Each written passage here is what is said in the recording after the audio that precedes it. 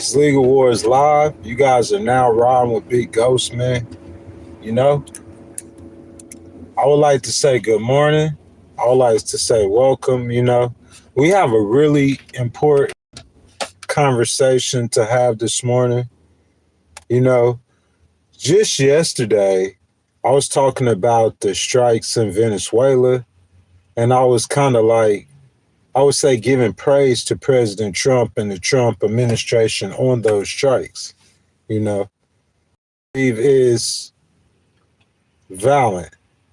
That's the word I would use to take a stand against regimes who support drug dealing on a level like the Honduran president, who President Trump is supposed to be pardoning for drug-related activity. I believe on a level where you have an entire president who uses the military to oversee the facilitating of selling drugs, then I would think that would be justified. If you selling, I can see if you ain't selling drugs to the American people. But if you selling drugs to the American people, I would think that would somewhat be justified to use the military force. But the thing is the way that President Trump is doing it. It always comes down to that, man. It's always the style, I would say, that he has in going about enforcing the law. I never think with President Trump that his idea is really a bad idea. You feeling that? Like, it's like every idea that he comes up with, like, I'm in favor of what he's proposing to do. But it's like the way that he's going about caring about what he's doing sometimes, I think that's what I disagree with. And I think a lot of Americans disagree with. So, guys, that's what we're talking about this morning. Y'all ride with Big Ghost Rider, man. I'm going to take a few minutes, a few seconds, allow some people to jump in the stream, and then we're going to get started with the content.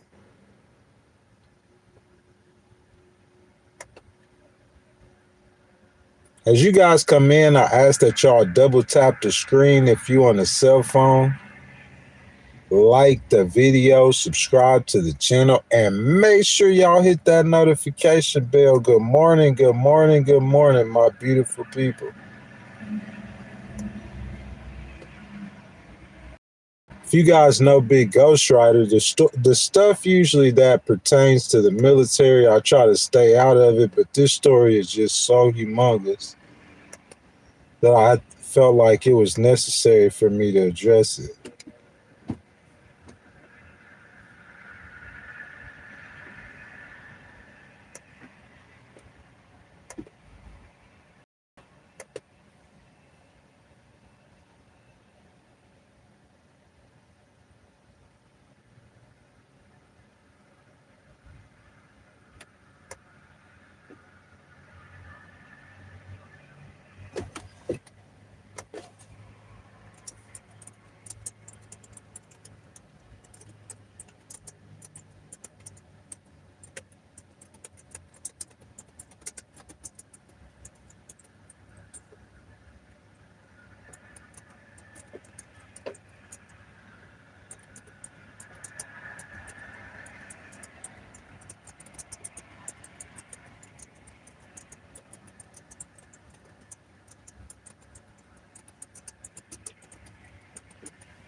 Good morning, good morning, good morning, everyone.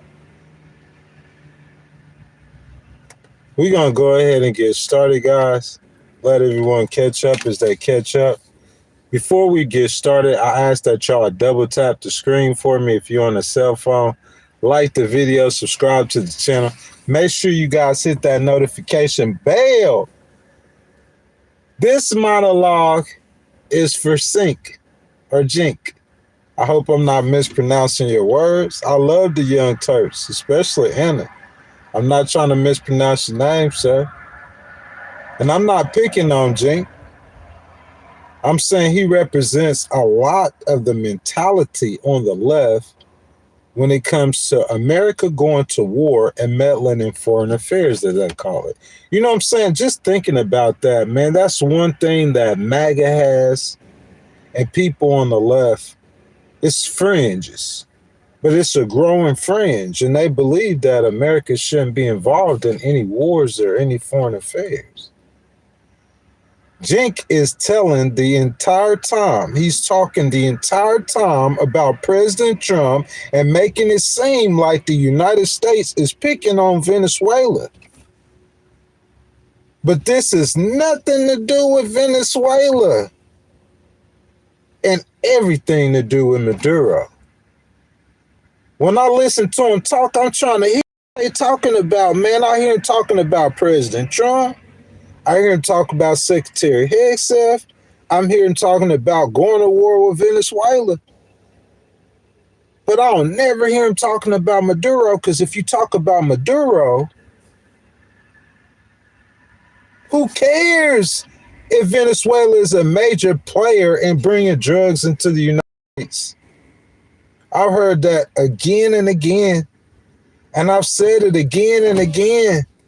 This is about Maduro and his nephews selling drugs in the U.S. and the fact that Maduro is an illegitimately elected president. And I didn't hear Jink address Maduro one time. Not once.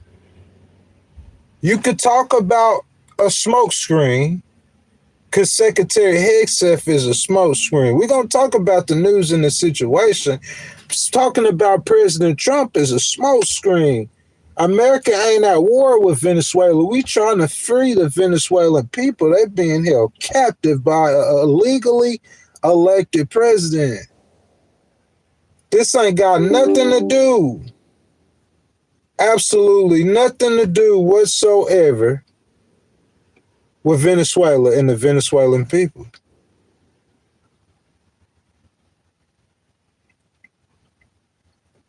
I keep hearing and I keep seeing them deflecting because they know Maduro shouldn't be in power. And they want to keep throwing the conversation on Secretary Hegseth. Not wanting to keep throwing the conversation of being perfect on President Trump and his heirs. This is about our president, our defense secretary. That's not what this is about. This is about an illegal leader who is oppressing the people of Venezuela. Let's be clear. That's what this should be about. Maybe that's the problem. We don't have people articulating clearly what this should be about. This is about an illegal leader oppressing the people of Venezuela. Look, President Trump has made two errors, in my opinion, to this point in Venezuela. Number one, he should have addressed the nation, and he could still do this. I've said that before. He should address the nation, man. Or he should have took this to Congress and writing. President Trump's ability to think outside the box, in my opinion, is masterful.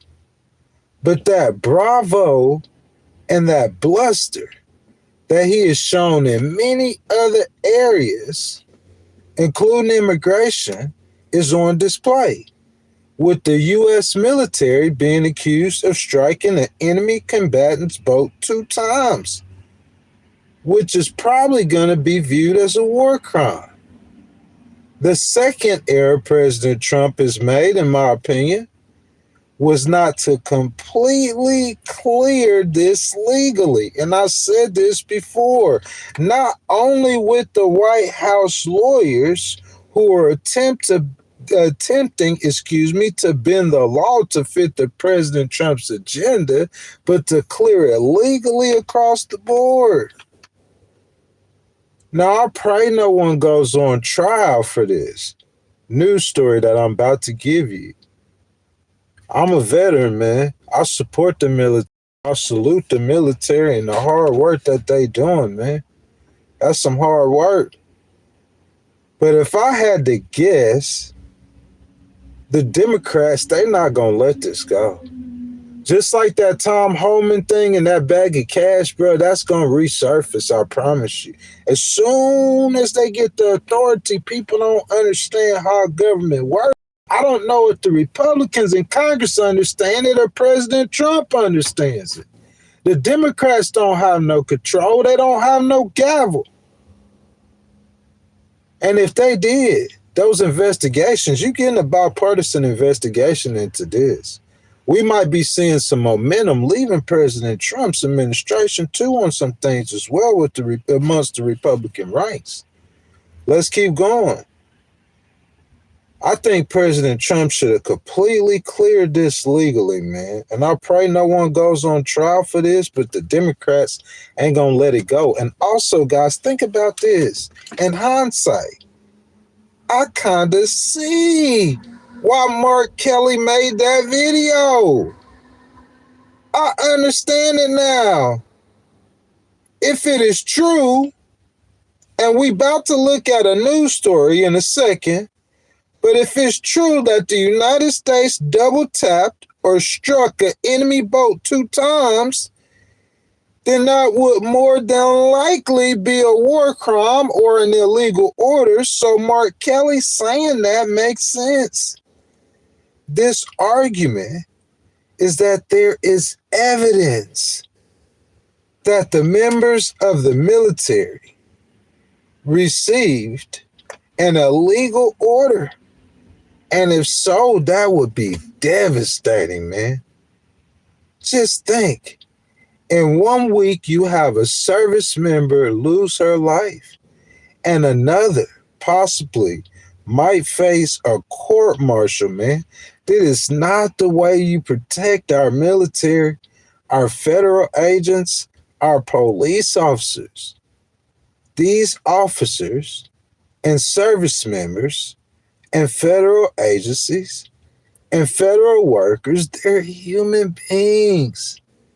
They have lives and families, and they matter. They are serving, guys. You got to think about it. You can't be throwing them out there to the wolves like that with this bluster and aggressiveness. That's what I've noticed with President Trump's administration, and I've spoken on this before. This isn't the first time I've spoken on this. I don't know if it's the rhetoric or their training or maybe a combination of both, but a lot of the way President Trump is conducting American business or enforcing the law is controversial, and it's causing the government to get sued, or it's causing government workers across the spectrum to be caught in the crossfire. And that's not just ICE. That's not just these situations. This is going on all across America in situations y'all don't know nothing about. And if you know, you know, but you know, Ghost he got examples of this kind of stuff happening in our country. See, what I'm saying, that Mark Kelly video makes more sense now. I support removing Maduro from Venezuela. I support 99% of President Trump's ideas. It's just the way you go about executing those ideas that count. And I said it time and time again, President Trump, I think it's just slightly too aggressive in those policies. Just slightly. And with that being said, we'll jump straight into the news and we'll take a look and see what's going on, what's Ghost talking about. You know what I'm saying? I ask that you guys like the video. If you're on a cell phone, all you got to do is double tap your screen. It's legal to double tap the screen. Subscribe to the channel and make sure you guys hit that notification bell. Also, guys, everyone is welcome in this stream. I just ask that you guys be respectful to others. I welcome you guys, Republicans, Independents, and Democrats. Jump down in the comments and let your voices be heard. Now let's start the conversation. One last thing, we do have to pay the bills, and I don't have any sponsors yet. Not taking no money from no party, just you guys. So I ask you guys, if you want to donate, super chat, super stickers, super thanks, they all start at 99 cents. Just hit the button with the $sign in it, and your donations are much appreciated. Guys, Defense Secretary Pete Hegseth is facing increasing bipartisan scrutiny. And I'm sorry, I apologize. This is the Yahoo News, and it was published on December the 1st, okay? Let's do it again.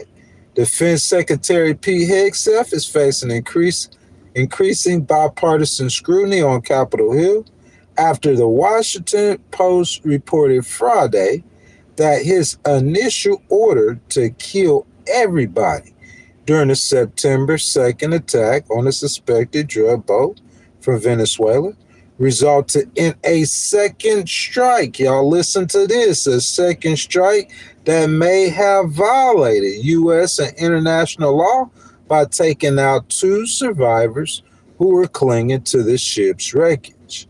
Asked to clarify the issue on Monday, White House Press Secretary Caroline Leavitt seemed to confirm that more than one strike had occurred. Does the administration deny that the second strike happened, the reporter asked?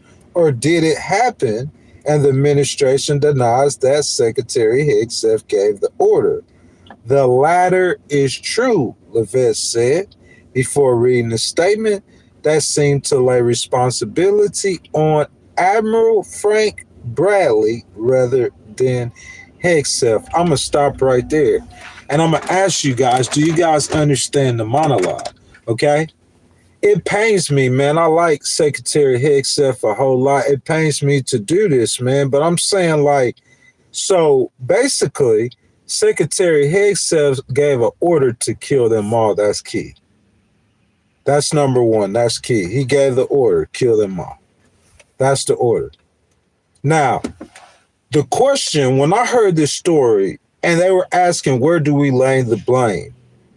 Are we going to lay the blame for this order on Secretary Hegseth? Or are we going to lay the blame on Admiral Bradley? This is my interpretation of it. And how, okay? So Secretary Hegseth, he gave an order to kill them all. Now, say if Secretary Hegseth gave that order and he turned around and he walked away and he wasn't present, or he just gave the order, how clear was the orders? I mean, when, where, and why did he give the orders? Was he present when the second strike happened? All those questions matter. They're going to come out in the investigation. Because if I give you an order to kill them all and I turn around and I'm gone, and so you execute the strike on Venezuelan drug boats, some people will question that, but I'm saying you could get away with that, the legality of that. You didn't label them a terrorist enemy combatants, saying that, you got intelligence they delivering drugs, narco-terrorists. But I'm saying when you go around and you strike that boat a second time, that is completely against international law. So I'm saying at that time, this Admiral Bradley said, hey, Secretary Hegseth said earlier to kill them all. So guys, let's spin around again and let's kill them all. Because Secretary Hegseth said kill them all. Man, Admiral Bradley would have to know that that's illegal. So that's the question. Did Admiral Bradley order or mobilize any U.S. assets to kill some people who were just in the water after they had been struck by a U.S. strike? They weren't, they weren't. Why it's illegal is because these guys in the water, they're no longer a threat to America. If that boat was hit by that first strike and it was disabled, and you hitting that boat because they bringing or selling drugs in America, how they gonna bring drugs from the coast of Venezuela in a boat that's broke down? And the dudes it's 2 of them. President Trump said it's 2 of them. He identified 2 guys. So now the 2 guys hanging off the side of the boat, they hanging from the water. They trying to survive. They on the side of the boat. And I'm saying at that point, At this point, this is when it matters. At this point, don't tell me Secretary Hegseth said to kill them all. President Trump said could kill them all. They put it in that movie. What's that movie that kill them all? The Muslims saying kill them all. The Americans saying kill them all. Don't tell me Secretary Hegseth said kill them all. When he said it. That's my question. When did he say it? Because see, if he was somewhere in a war room watching some screens and he had command over the situation while it was live, in my opinion, that's almost the only way that you could hold Secretary Hegseth in any way comparable for what happened is if he had command of that situation while it was live. Because from the story that was told, just because Secretary Hegseth says to kill them all doesn't mean that after you do that first strike and you see people in the water that you go back and strike it again. Because you know that would be against international law. You feel that? President Trump and Secretary Hegseth have made it clear that presidentially designated narco-terrorist groups are subject to lethal targeting in accordance with the laws of war. Levitt continued. We're not arguing with that, man. There's some on the left arguing with that, and there's some in MAGA who don't believe in America intervening in foreign affairs. They're arguing with that. The most of us in the middle, who Ghost has told y'all again 1,000 times that I speak for people in the middle, the most of us in the middle, we are not arguing with the fact that President Trump is doing something to attempt to protect the American people's lives.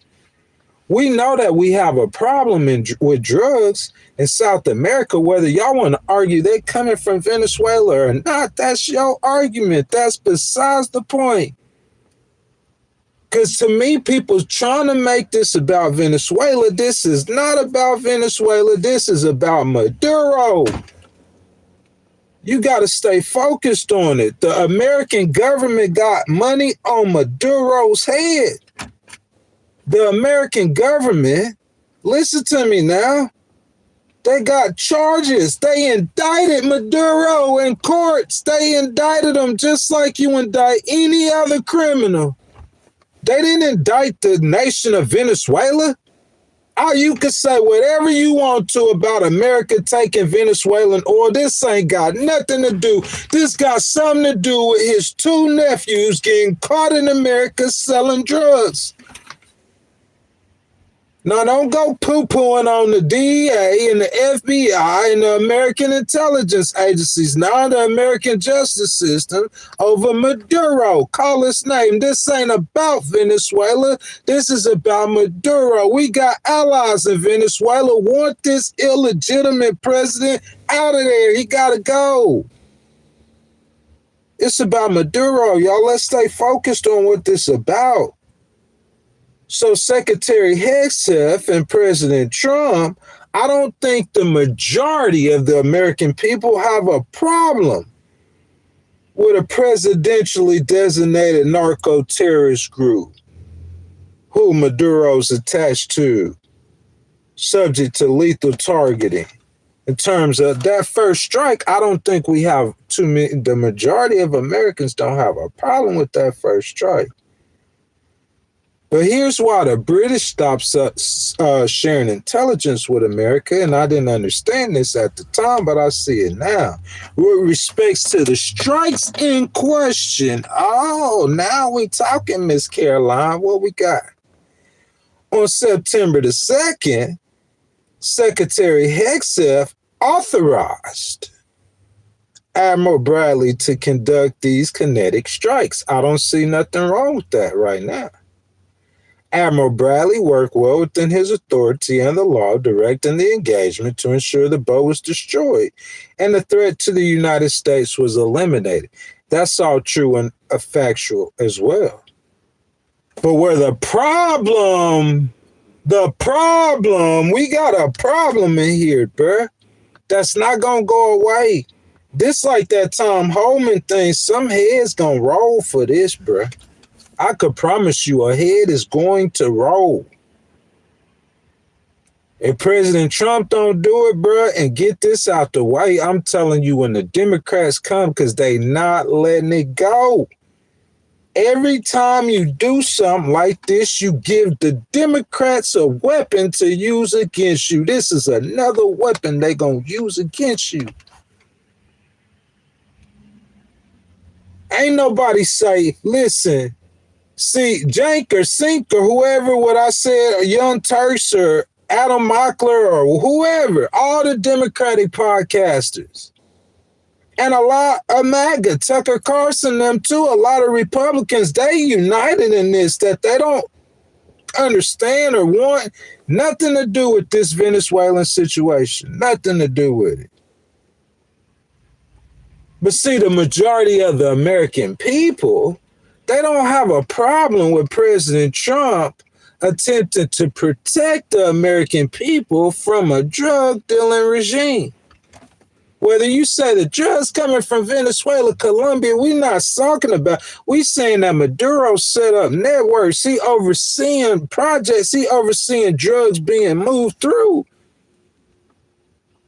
You could say, oh, you know where the cocaine coming from. The cocaine coming from Colombia, but they saying that they might got a critical route that needs to come through Venezuela.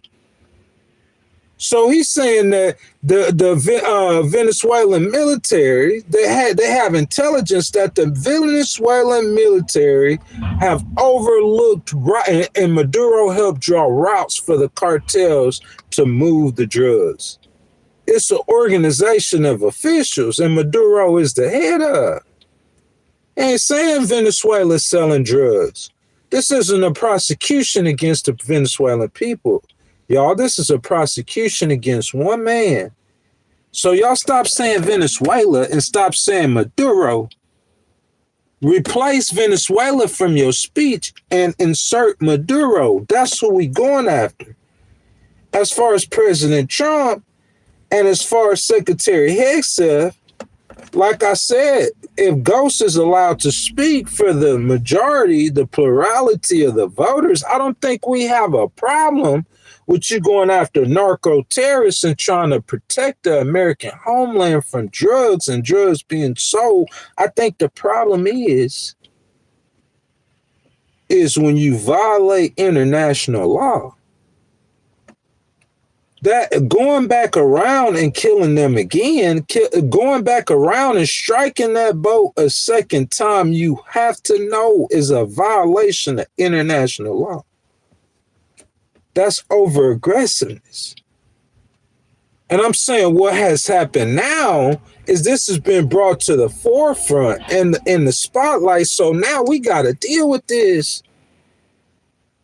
And if you violate international law, I'm saying, how you going to tell China that they violate international law if you violate international law and you the United States? Let me cut this light on so y'all can see me good. How you going to tell Putin he violate international law and that's what you doing too? You doing the same thing.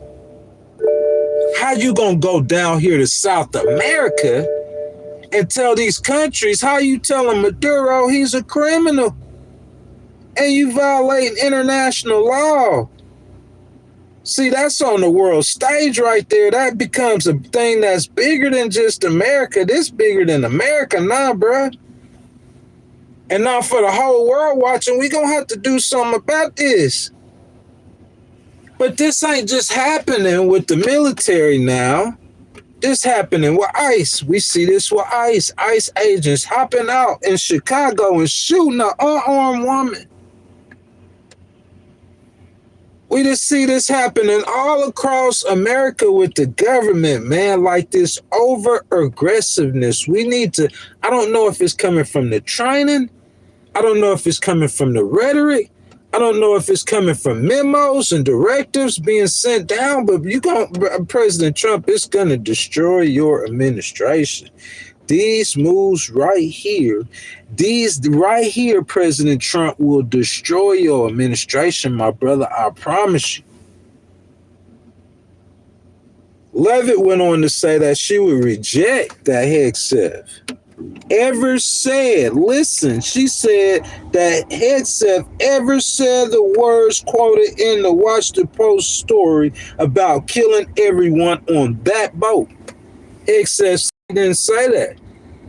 So according to the story now, Yahoo News, according to what's out there now, because you know they're going to do investigations, bipartisan investigations. Everybody, see, you're going to make the Republicans stand against you. Because, see, this is about America now. You doing this on the world stage. You just striking the Venezuelan boats. That's one thing. But you going around double tapping. I'm talking about the guys in the water, man. Yeah, they in the middle. You just struck them in the water. You hit the boat in the water. The boat just got hit by some missiles. You put the fire under these dudes. His homeboys dead and stuff. The dudes in the water hanging off the boat. According to international law, it's over. He's no longer a threat to the United States. How he gonna bring some drugs from Venezuela hanging off the side of a boat in the water? And you run back around and you strike it again? Oh, man.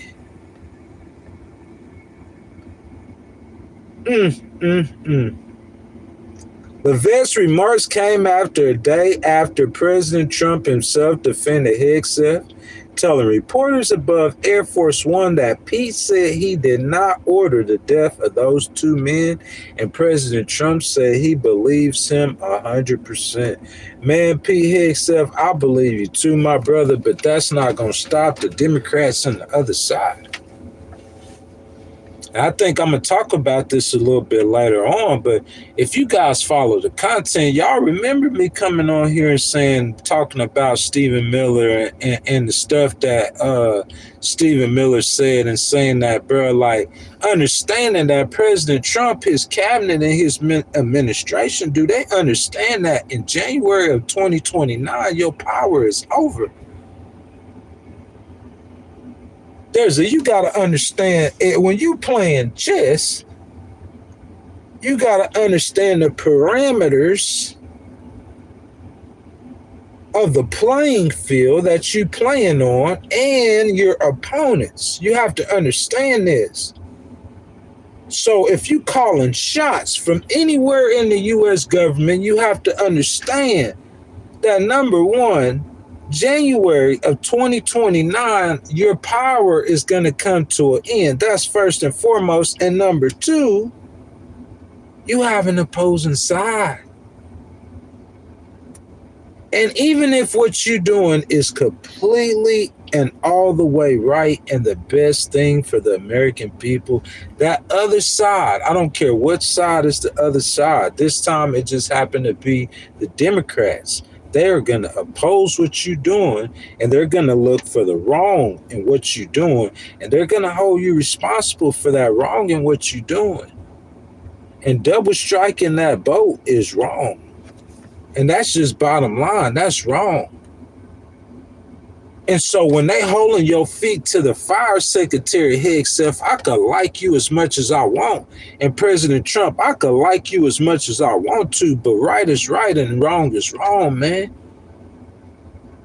And if you asking me, just from what Secretary Hegseth said and what President Trump said, if you asking me, it don't look like Secretary Hegseth was actually present and actually said to kill those two guys in the water. That's what's going to matter. If Secretary Hegseth said to kill them all, that don't mean nothing. It means something, but really it don't. We understand he means to kill them all. He trying to get them all on the boat. That's what he's trying to do. What's that? That ain't saying nothing to me. But I'm saying it's like Secretary Hegseth, now he on the phone, and who got control of the reins after you order that strike? That could be to kill them all, the strike. But then who told them to go back around and strike them again? See, Secretary Hegseth said he didn't say kill those two guys in the water.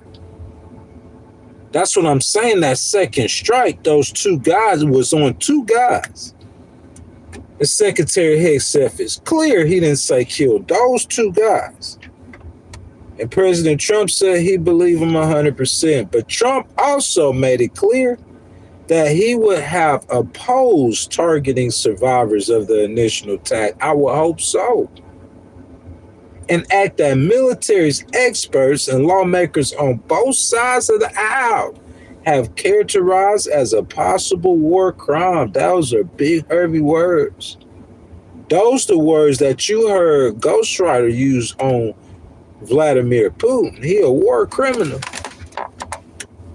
I wouldn't necessarily use that on Bibi Netanyahu because a lot of people would say that about Bibi Netanyahu because Bibi Netanyahu, 99% of the time, he defended his people. But me saying that about Putin ain't defending nobody when he going in there to try to get Ukraine. He just a war criminal. He just greedy, he want land. So you don't want to get convicted of war crimes or even accused of war crimes because that makes you a war criminal. And that's not something you will want. I mean, you can't get no Nobel Peace Prize if you got convicted of a war crime. Does that make sense? I think we could have an argument against you getting a Nobel Peace Prize if a high-ranking member of your administration is committing war crimes. That's why I'm trying to tell President Trump that over-aggressiveness, I don't know where it's coming from because President Trump saying he wouldn't have wanted them to kill survivors, and I would imagine that would be true. I know President Trump ain't got nothing to do with it. And I wouldn't have Secretary Hegseth for wanting to kill survivors, even though he said kill them all. I'm saying when he said kill them all, he was talking about the survivors too. At what point did the general or whoever gave the order or where the order came from say, oh, when he said kill them all, he meant the ones in the water who surviving after we, because he said kill them all. That order came at like 2:30, 3:30 when we was eating the cheeseburger. You know what I'm saying? Oh, Secretary Hegseth said we got to vote to hit Admiral. Yeah, kill them all. Okay, yeah, we going to kill all them sons of Yeah, that was at like 3. But like you doing the strike at like 9 o'clock, and I'm saying like I'm just being facetious, but I'm just saying you doing the strike at like 9 o'clock, and then you done struck the boat, and now you got 2 dudes hanging out the side, and oh yeah, Secretary Hayes said kill them all. This ain't what he talking about, bozo. Unless Secretary Hegseth was there and said, get them all them sons. Yeah, that's the only question. But whether or not either or they're going to do the investigation, we're going to finish the story. My point is the rhetoric and the over-aggressiveness. Man, I'm telling you, for me to be able to read a story about how an ICE agent in Chicago hopped out of a car, unmarked car. There's a woman, she worked for some kind of community organization, and she ride next to the ICE agent, just being stupid. Hey, y'all, there's ICE agents right here. She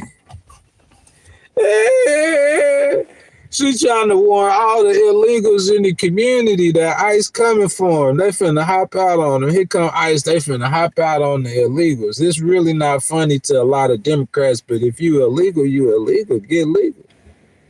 If you legal and he's snatching you, then that's gonna be against him. He keep on snatching legal people. He ain't gonna last that long. That's what I'm trying to say. I be trying to tell President Trump stuff like that. That law going against the law has repercussions. Because people gonna use that law against you. You see what I'm saying? And President Trump has always been on tiptoeing on the law, questioning the law, not understanding the law. That matters. It's a huge problem. If I was President Trump, I would be highly upset, but it's hard to get upset at the service members because it's like he just miscommunicated. It's like a miscommunication. That's what that sounds like. But regardless of the miscommunications, you are in illegal waters. That's just like you going against the immigrants because you saying they're what? Illegal. That's the President Trump. The only thing that gives you any authority is the law. How can he not respect the law? How could he not? It's not just in word, President Trump, it's in action. I know if I asked him right now, I know President Trump would say, oh, Ghost, I got respect for the law. But it's an action, man. To just disregard what the Constitution say or just try to write an executive order, I'm saying that bluster, it shows it's going to reveal itself. Some way in society, this ain't the last incident of something happening because you're doing too much.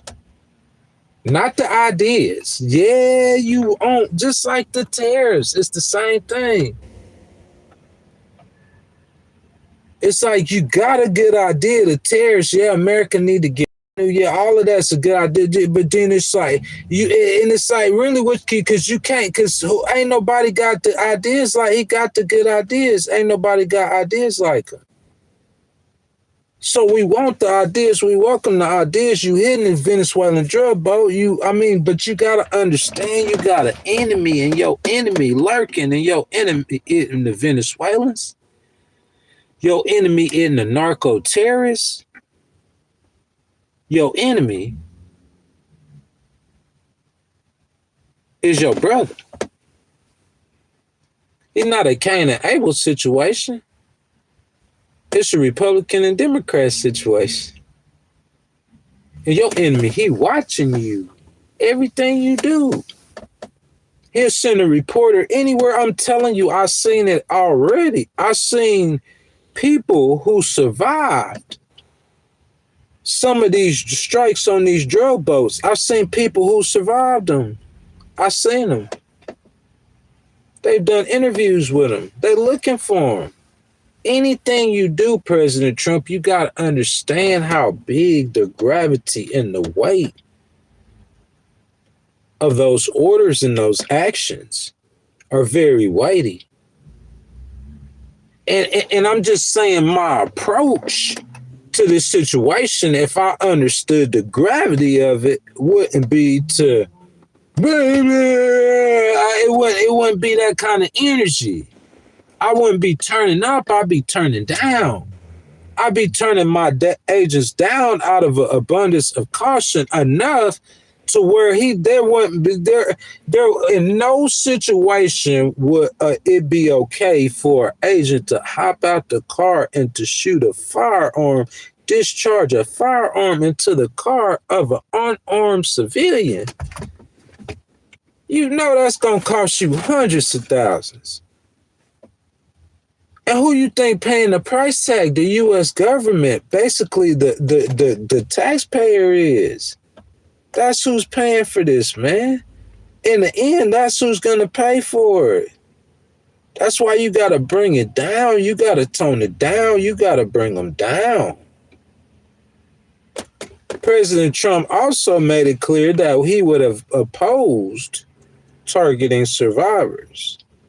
No, I wouldn't have wanted that, not a second strike. Meanwhile, Hegseth took to social media on Sunday evening to share a mock children's book cover depicting Franklin the Turtle blasting narco-terrorists out the water with the rocket launcher. For your Christmas wish list, the defense secretary joked in his post. What I think that is, Secretary Hegseth, I just think that we not getting the gravity and the weight of this situation. That's what I think that is. That's kind of like when Elon ran on the stage with that chainsaw while he was firing all the government employees. That's kind of what that's akin to. It's like you got to understand like what's going on here, man. I understand Secretary Hegseth, P. Hegseth. I love you, Big P. I know what you're trying to do, man. I know what y'all trying to do, what President Trump trying to do. I agree with y'all trying to do, but you got to understand what the Democrats trying to do. You got to understand the game you win. You're not just going against narco terrorists. You're not just standing up against drugs. You got opponents, political opponents on the other side, bro, and they eyeballing you, and they got allies. And y'all made moves with the administration that you made enemies, and I'm saying you got people and powerful people, and I'm saying they plotting and they watching and they waiting, and they analyzing and they judging. And I'm saying it's just the approach that I would have in a situation, the caution that I would have with everything that I did, everything I would say, especially someone like Ghost, a person who is brash. Someone like Ghost, a person who might be quick to express my emotion. I would just be cool, man. I would just be calm. I would be calmer. The new questions surrounding the second strike and Hegseth's role in it add another layer of controversy to the Trump administration's lethal, months-long campaign of attacking suspected drug boats in the Caribbean, which has so far killed more than 80 people without a legal process. Citing two American officials familiar with the matter, The Intercept first reported on September 10 that people on board the boat off the coast of Venezuela that the U.S. military destroyed last Tuesday were said to have survived an initial strike, but they were then killed shortly after in a follow-up attack. People on board the boat said that. Wow. Friday's story in the Washington Post, which was based on interviews with and accounts from 7 people with knowledge of the September 2nd attack and the overall operation, conformed the Intercept's reporting and added new details about how Hegseth may have played a part in the incident. You see what I'm saying? That's what I'm talking about, guys. Big Pete, they got your name all tied up in this, man. And I'm saying this isn't something that, that'll just go away. We can't just make this go away. It's not going to go away tomorrow. This ain't a story that's going to go away. I say it's worse than the Epstein story. I hadn't even heard nobody say nothing about Epstein the last 3-4 days. They talking about this. And if they ain't talking about it enough right now, or you not here, you just let the story they're not going to let it go. That's why I wanted to bring it up. Before the initial strike, the Post reported, Hegseth gave a spoken directive according to 2 people with direct knowledge of the operation. Listen to him. I got to listen to what was wrote. Listen to what is said, if it's accurate.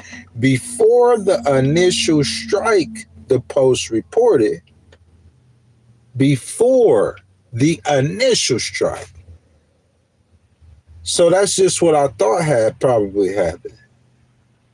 Hegseth gave a spoken directive according to 2 people with direct knowledge of the operation. Some people leaking. They snitching. They just telling it. The order was to kill everybody, one of them said. Well, before the initial strike, Pete Hegseth said, kill everybody. Kill them all. How you want to get on the boat? Kill them. Kill them all. That's what the order was. Before the initial strike. And then I'm saying, if he goes on about his business and then the admiral, after he strikes the boat, knowing that's what Mark Kelly made, that makes perfect sense to me. It's like Mark Kelly is a senator. He probably knows what's going on. That's why they made the video, not to follow no illegal orders. If you ask me, that's a great video. Now, if this admiral is about to get court-martialed, wouldn't that be a great video? President Trump should say, yeah, I agree. Don't follow no illegal orders. Because you got a high-ranking member of the U.S. military under investigation of getting court-martialed. He not understanding what's going on. He not understanding the break between you get ain't no way in the world someone who got that much authority in the U.S. military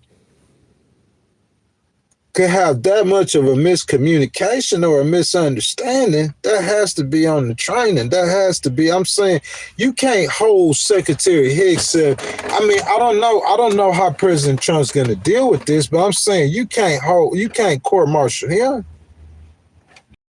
Or if you put him in civilian court because he gave an order, because you can't prove that Secretary Hicks when he said kill them all, that he wasn't talking about going back with a second strike, man. That's something that's clearly against, that's against international law. So I'm saying, still in all, if you are in command of the military that did that, then they got to get trained better. But the reason why I personally don't necessarily hold out on Secretary Hicks, because we see that happening with ICE. We see that happen with police departments across America. So that's what I'm saying. There's something else across the board that's wrong or that's going on. If it was a Democrat on here, they'd be spelling it out like it's just President Trump. Ghost, you just trying to protect him, Ghost. You trying to protect him, Ghost. You know it ain't nothing but President Trump.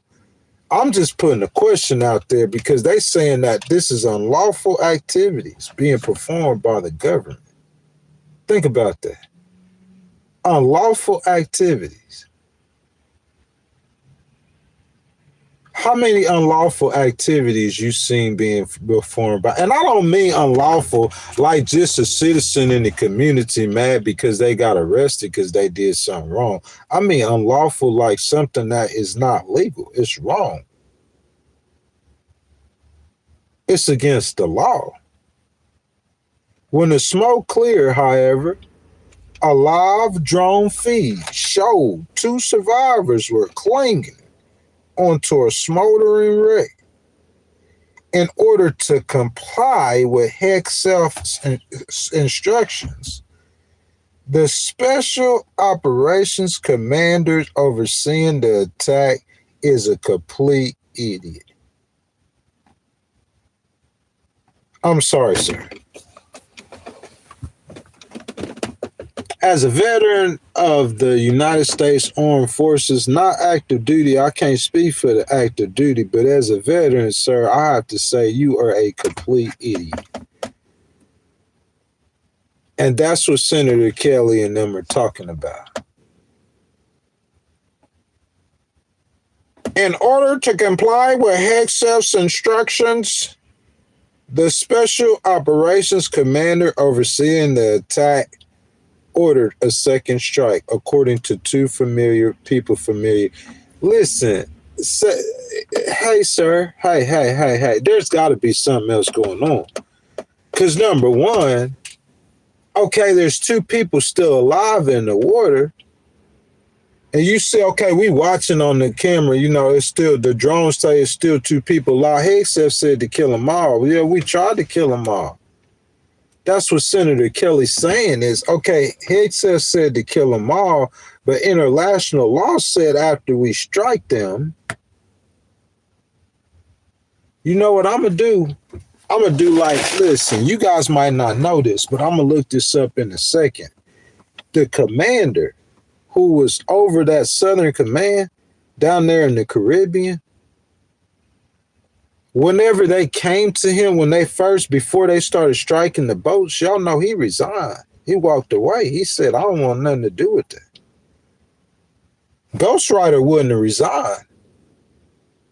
Because Ghost Rider believe in standing up to and believe in fighting for the rights to free the people. As Americans, I think we have an obligation. Being the most powerful and the richest nation in the world, I believe as Americans, we have an obligation to stand up for the rights. We preach freedom and justice. Why not give it to the Venezuelan people? I don't have a problem with that. But I'm saying after the kill 'em all situation, and I instruct this drug boat. Now, this is what I'm going to do. At this point, they're saying that the second operations commander, at this point, he said kill them all, and you got the two guys hanging off the side of the boat. The boat got smokes or flames, it's disabled. So this boat is no longer a threat to the United States. President Trump can legally or get around it or make this happen by saying that, hey, they're narco terrorists. That those drug boats right there have drugs on them. We have evidence of that. That's what makes it legal. And that they're bringing drugs into the United States. President Trump has identified that each one of those boats kills how many Americans? I think, if I'm not mistaken, he said 25,000 Americans. So he's saying, hit one of those boats, he's saving 25,000 lives. Well, the boat is disabled. I'm talking the law. The boat is disabled. It's not coming to America. You have two guys hanging off the water. Put your minds in the situation. It's nighttime. These dudes hanging off the boat. They in the water. They're not finna make it to America. Ain't nobody on that boat is coming to America no more. I guarantee you they not even thinking about it. They looking for the first thing smoking back to Venezuela. Oh my goodness. Oh, they hit us. Oh, my buddy's dead.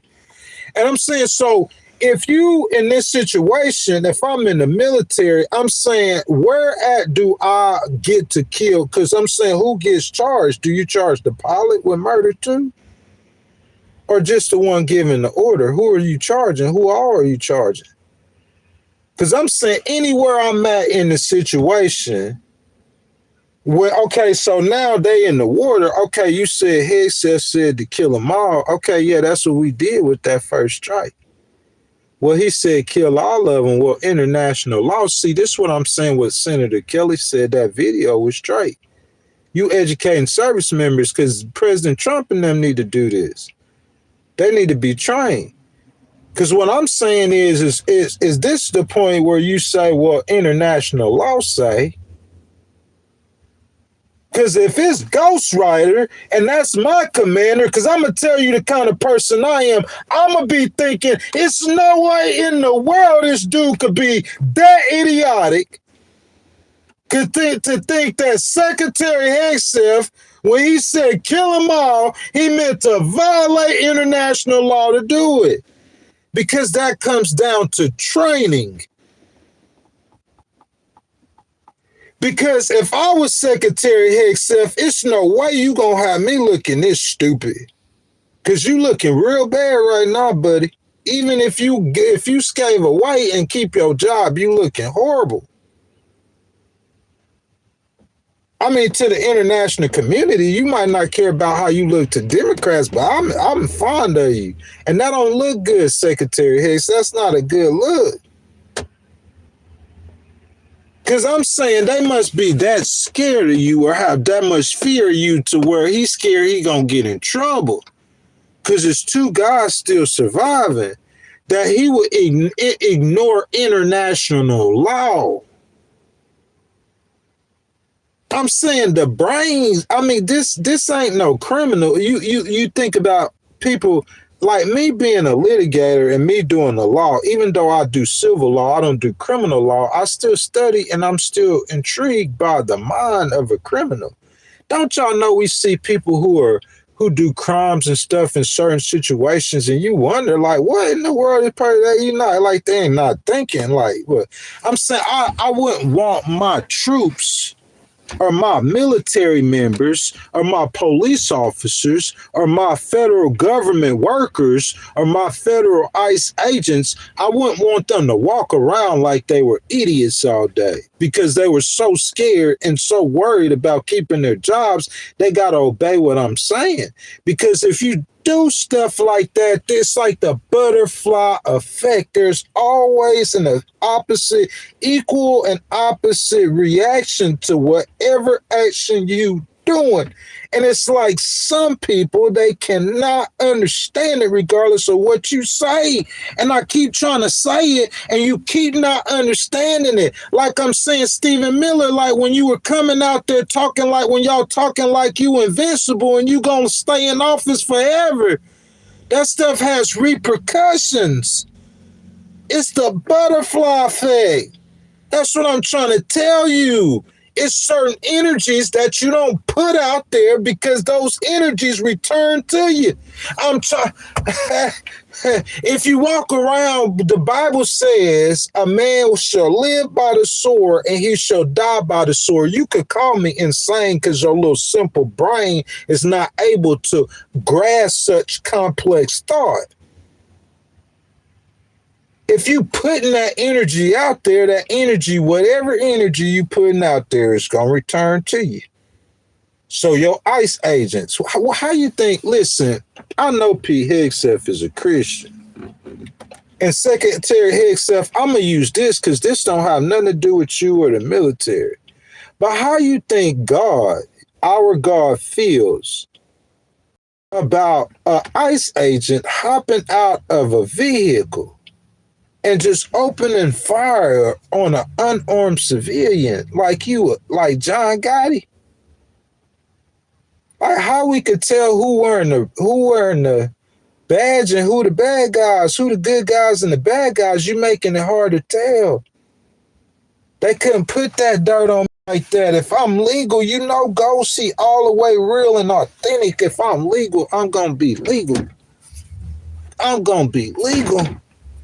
You ain't gonna get no dirt on me, bro. They been trying to arrest you. They gotta come arrest me for make up some stuff. Just make up a lie to arrest. That's how hard it is for them to get something on me. We gotta make up a lie to arrest. Just lie. Cause I'm gonna be legal. If I'm legal, I'm gonna be all the way legal. They want to arrest you, got the power, want to arrest you. You got to make up something to arrest. You feel that?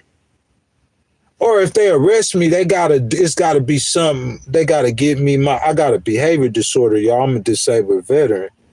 It's like you picking on somebody with PTSD and he goes snap and punch you in the face. That's how they got to get me.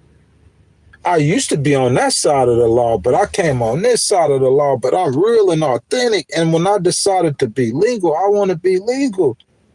I still get down. That's why I respect President Trump and them, not like being gangster or nothing, but I understand him thinking out the box and him trying different things and wanting to do this and protecting the American people and striking Venezuelans drug boats, but don't strike them twice. You don't know the law? I want to ask a question because that's what I do. I ask the police. I'm clear about it. Are y'all trained in disability law? Because I'm saying you out here dealing with how many people disabled in your community? I'm talking about New York City. You got millions of disabled people. In the tri-state area, millions. So how many people disabled? Are y'all training cops in the tri-state area in disability law so they don't accidentally walk up to a disabled person one night and shoot them? Are you training them? So the question I would ask, because that's the area of civil law that I deal in. I don't deal in international law. But if I was dealing with this situation and I had got that admiral, I would want to know, was that admiral aware that if you go back and strike this boat a second time, that is against international law? Are you aware of that, sir? How long have you been in the military? Because you didn't just get in the military under President Trump. You was in the military probably past Obama. So you have to be aware of this. So I'm saying, that's international law. What gave you the right?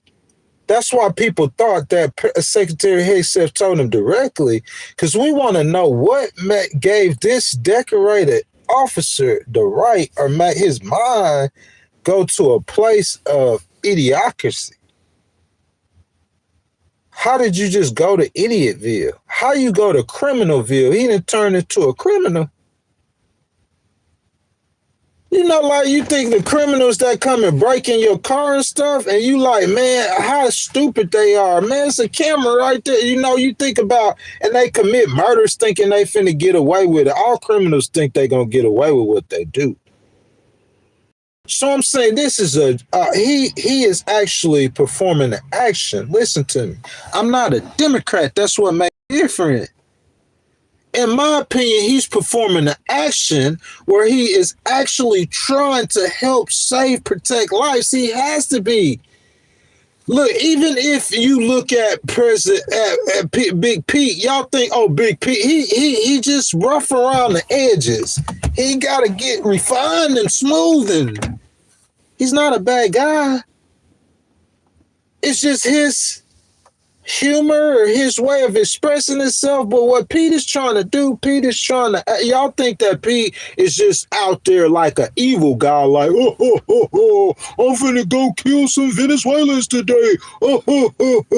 It's just the way, it's like Elon on the stage with the chainsaw.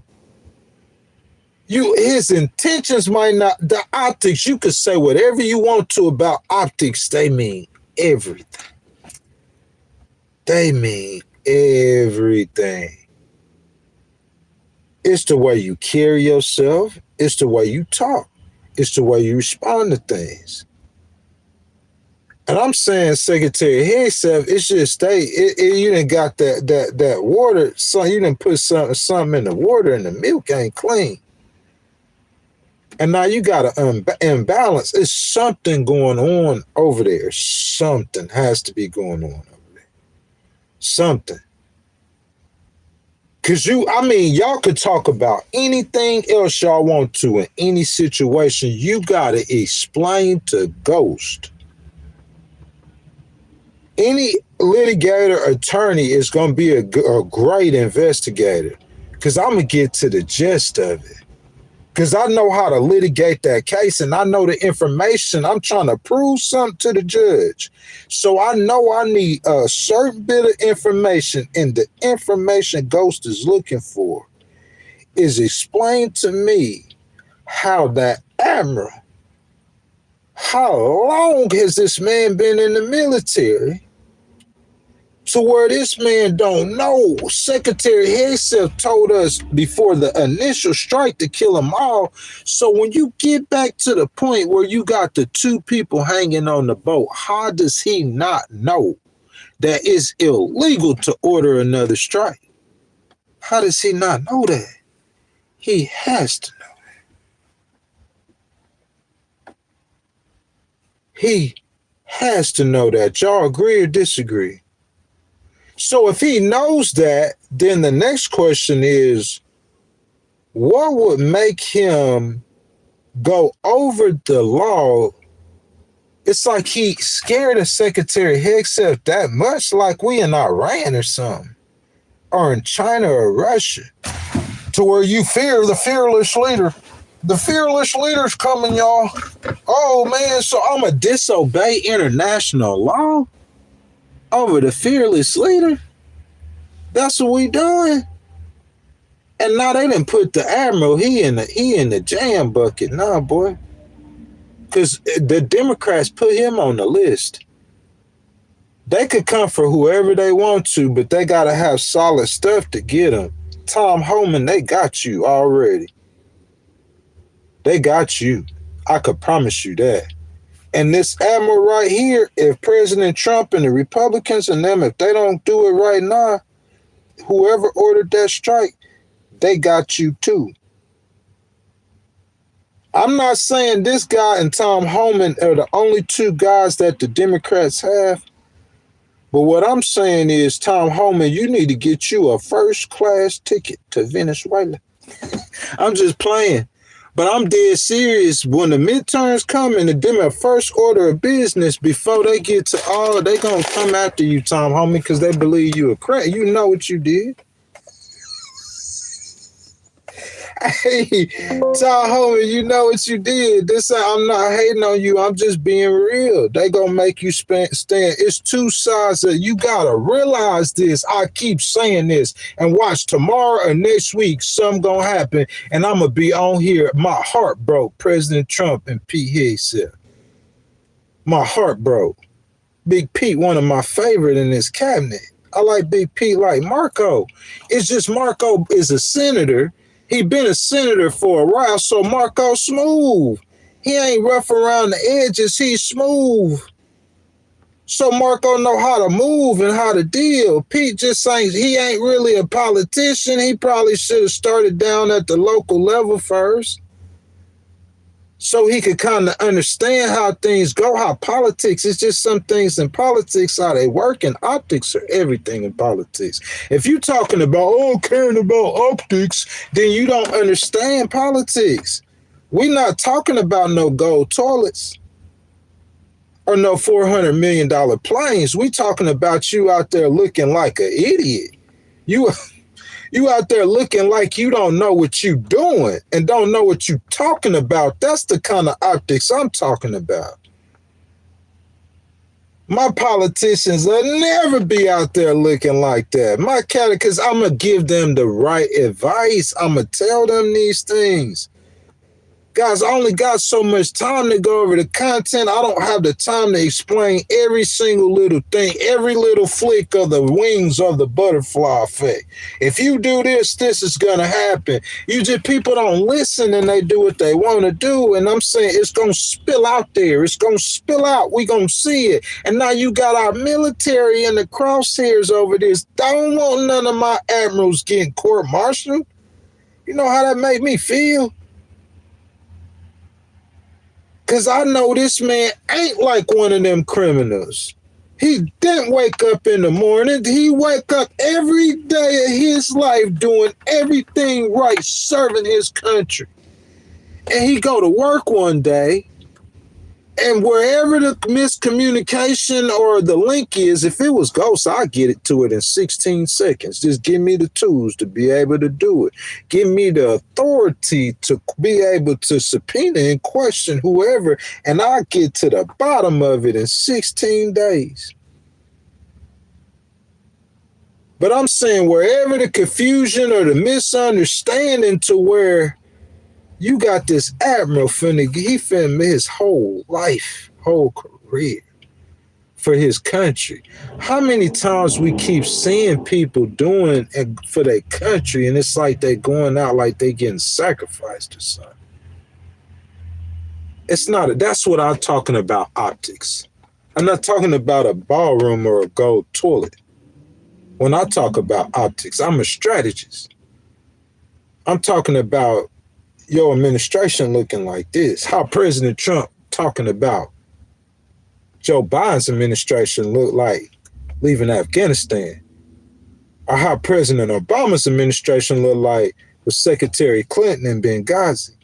It's easy to see it when it's them, but when the lights on you, you got to see this. I wasn't covering President Biden administration or President Obama's, but I am now with President T. And if you just get a mid-level staffer to watch Ghostwriter on Monday, Wednesdays, and Fridays, I promise you, if you come back with that advice and I could be as insane as if I want, but I'm going to sit here and talk this to you as we watch it happen, because this ain't going to be the end of it. It's going to keep manifesting itself. I'm saying let's not get no more stories about the military, please, for the rest of the year. I know we got to finish this out, so people going to keep on covering this. But I'm saying a service member, a 20-year-old, you losing her life in Washington, D.C., and now we got one admiral finna get court-martialed. Please don't let this happen with the military, bruh. To keep that out there in the civilian world, bruh. Don't infest our military with this nonsense that you got going on. Because I feel sorry that you doing that to them Homeland Security agents. You got this, unless you hiring mobsters?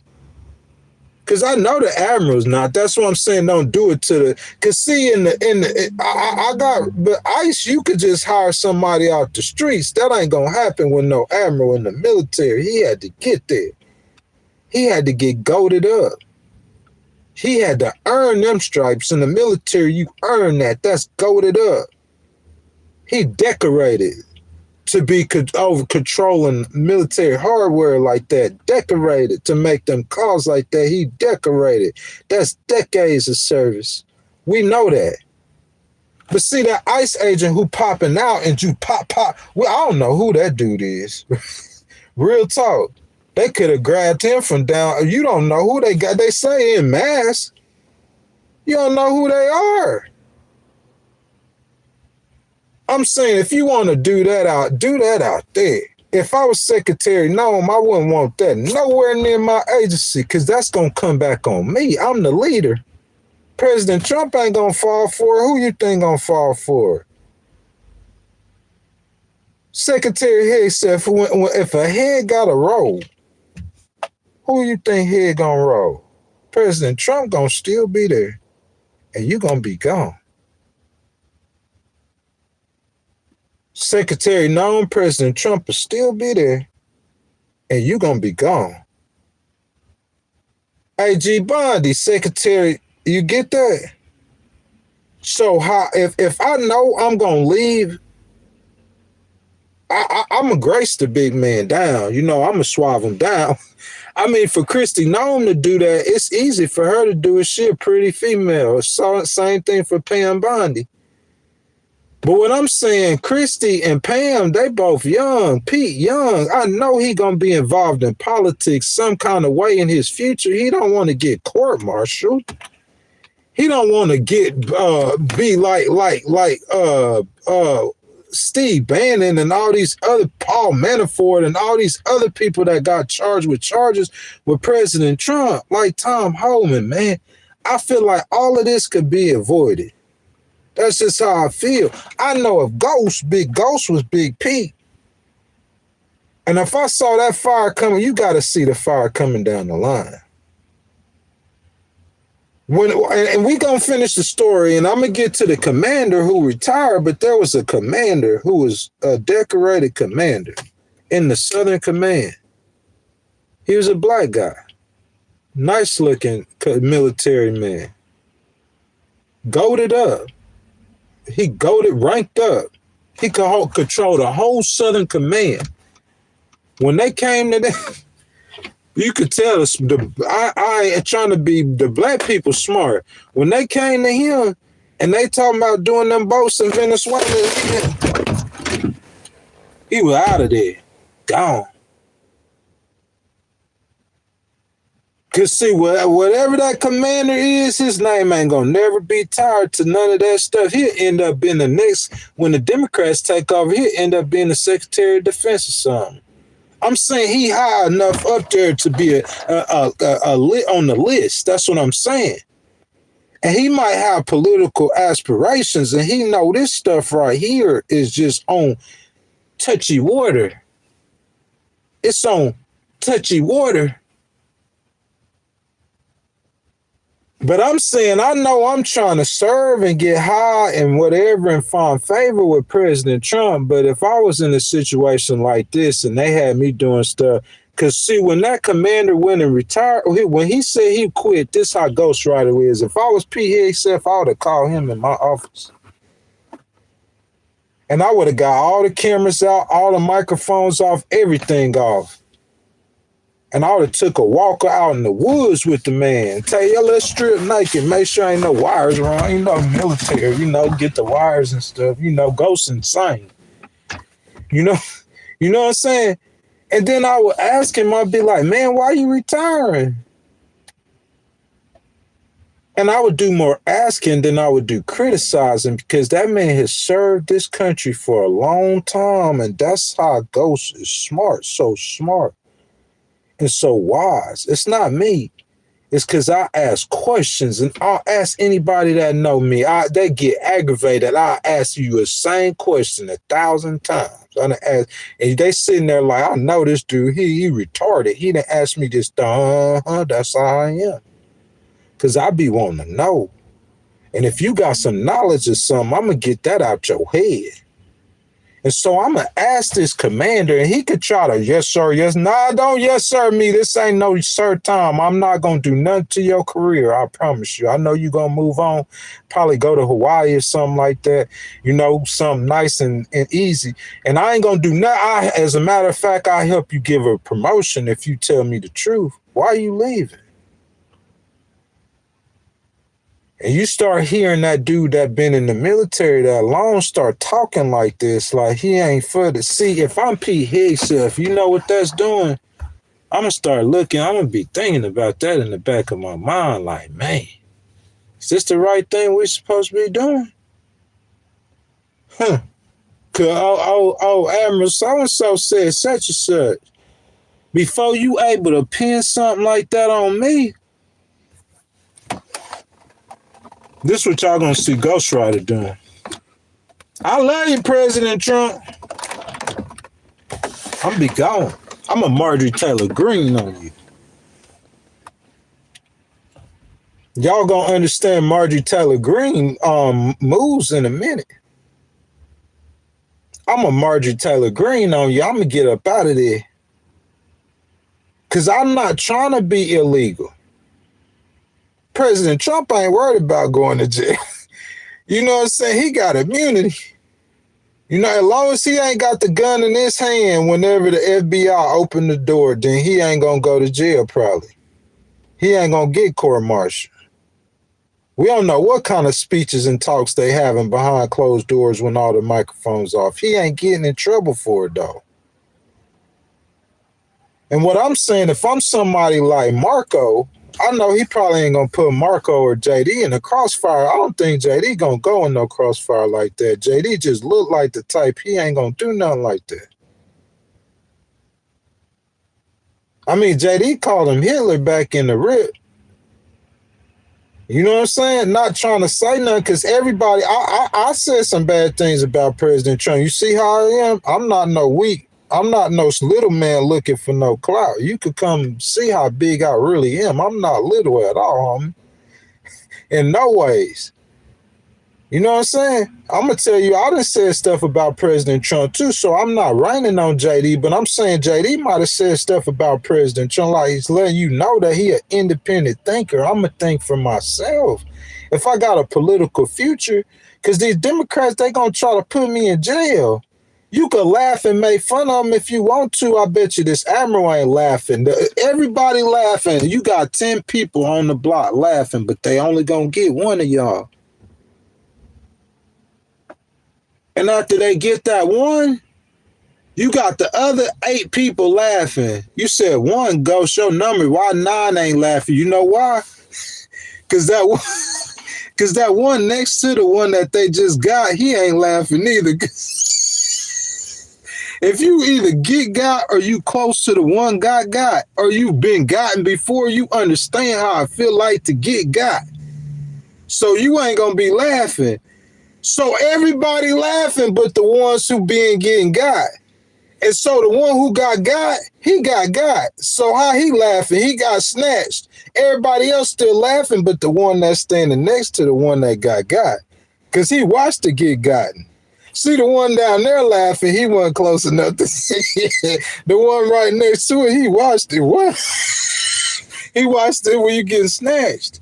Yeah, them Democrats, they gonna snatch. Tom Homan, you done got snatched.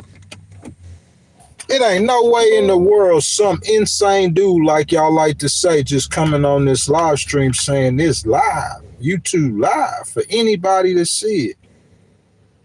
That the little the borders are, yeah, he getting indicted.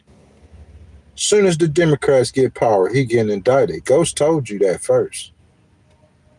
I don't care what you hear him say. They talking about investigating Stephen Miller. From what I could see, you gonna have a tough time getting something on Stephen Miller unless he done did something I don't know about.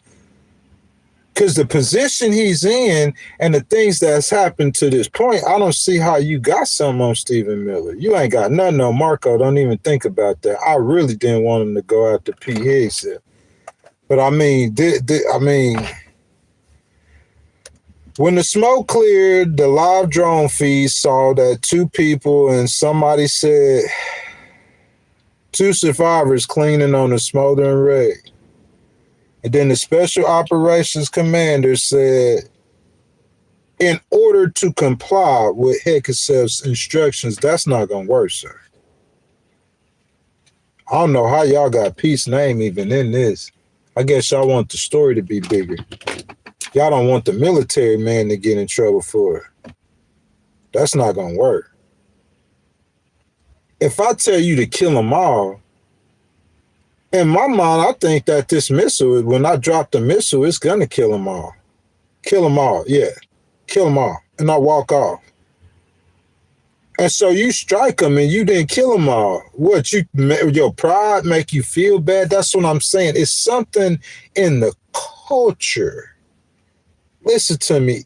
I said something in the milk ain't clean. It's something in the culture of the military that has this commander to the point to where he like, I got to go back and disobey international law because you ain't going to be able to blame this on Pete. Big Pete told you to kill them all. He gone. And so you didn't kill them all in that first strike. So you say, oh, I'm going to disobey international law because in order to comply with Heksel's instructions, the Special Operations Commander overseeing the attack ordered a second strike. According to two people familiar with the matter, and the two men were blown apart in the water. This is the U.S. military doing this.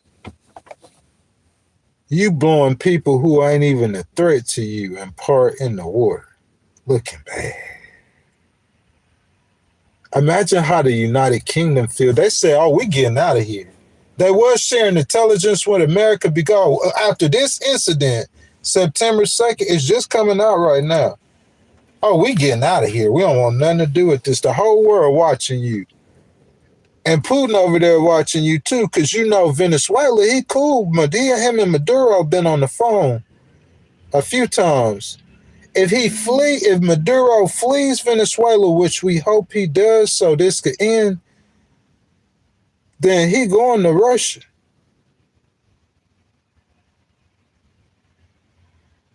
And so the Special Operations Commander, if President Trump and them don't get you, you number two. Wherever you are overseeing the attack, you got to pay for that. Yes, sir. Thank you for your service. And I'm sorry, it's so unfortunate situation, but you got to pay for that. And that's what Senator Kelly's saying. That's why it makes sense. And I would say it too. Don't be the Special Operations Commander. Don't be him. But I guess Senator Kelly don't have to say it because it's going to be said when the rest of the military watch what's finna happen to him. Because he got to get dealt with for that. I'm saying you got to kick yourself. If you his leader, you got to kick yourself in whatever you got, wherever you kick yourself at to feel some pain. You got to inflict a pain on yourself unless President Trump does it for you.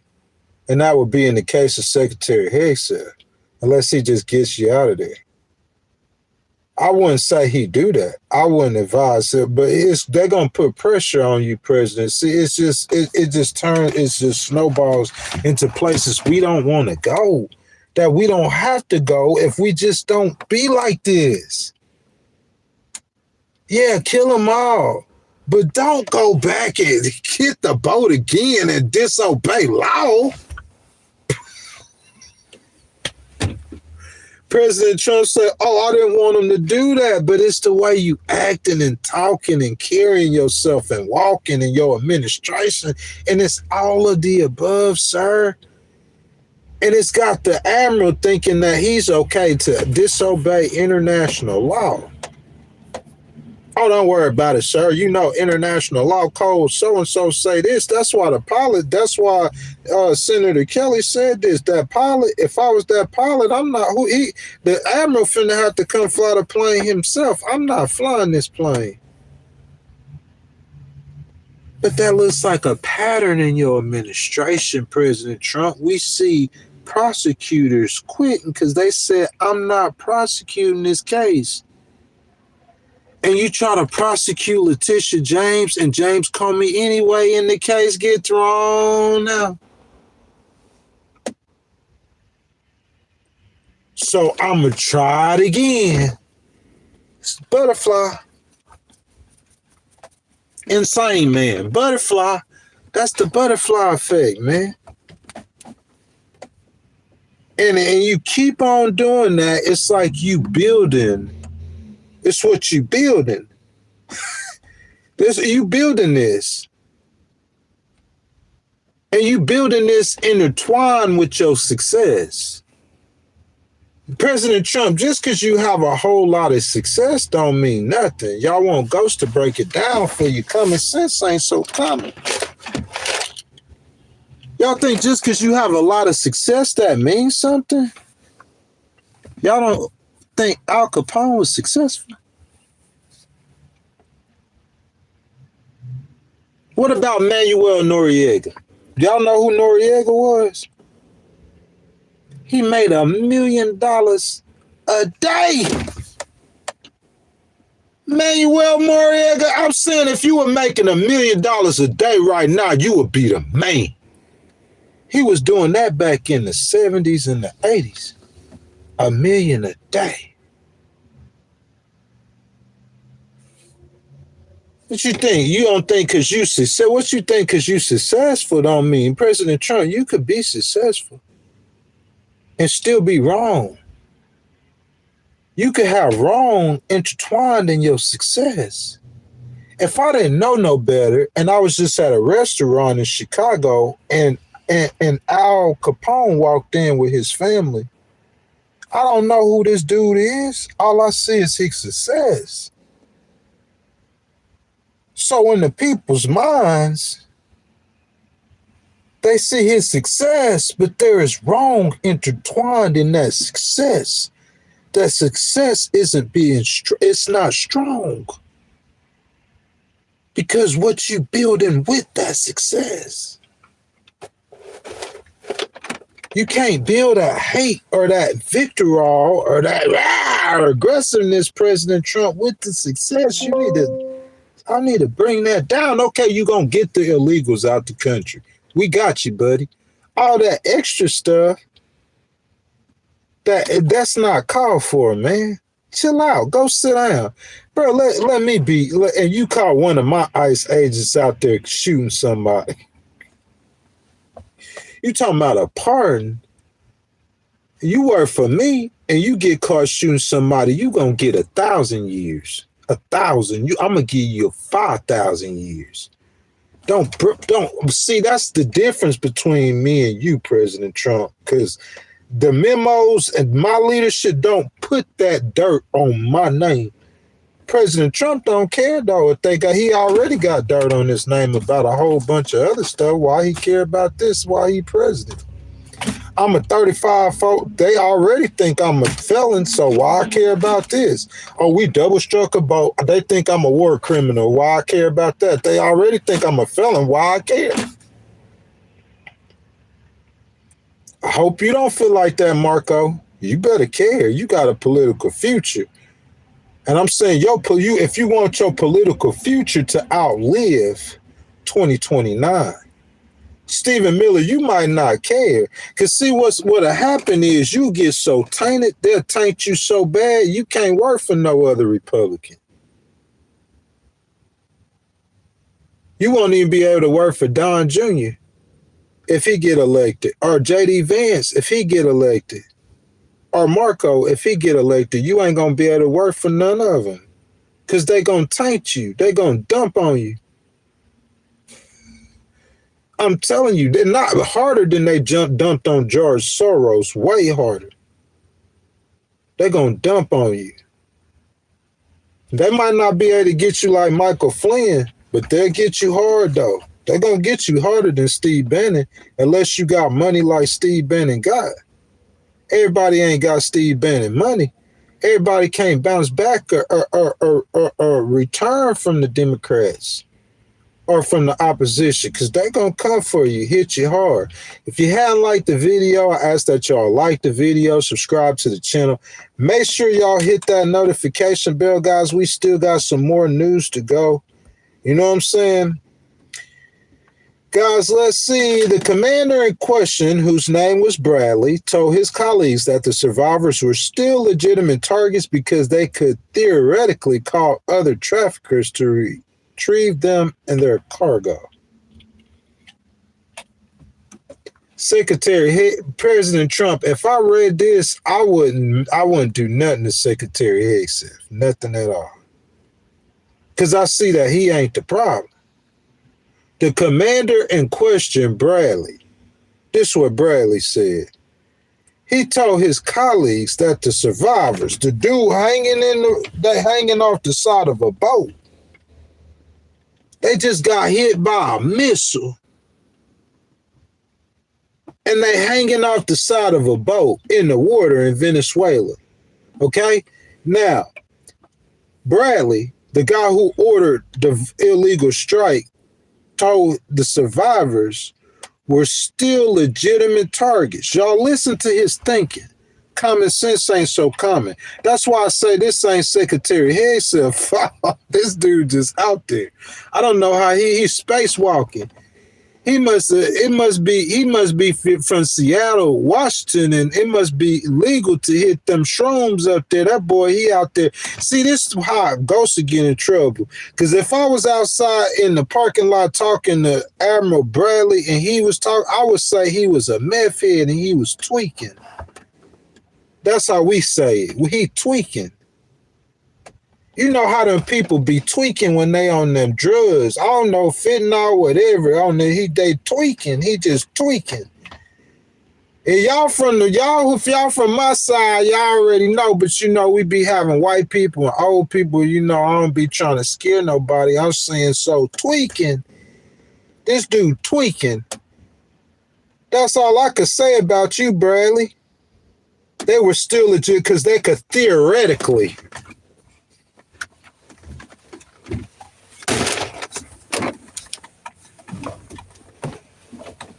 Secretary Hicks said, train your troops. They could theoretically. Guys, these dudes in the water.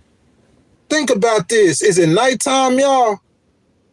I know it's Venezuela, but it's still cold outside, so it's still probably a good 60 in that water. I can't see it being 70 at nighttime. It's still a good 60 in that water. And they hit that, I guarantee you they ain't going in that water like they off the coast of Caracas or something on a vacation. Them boys hit that water with that fire in their booty.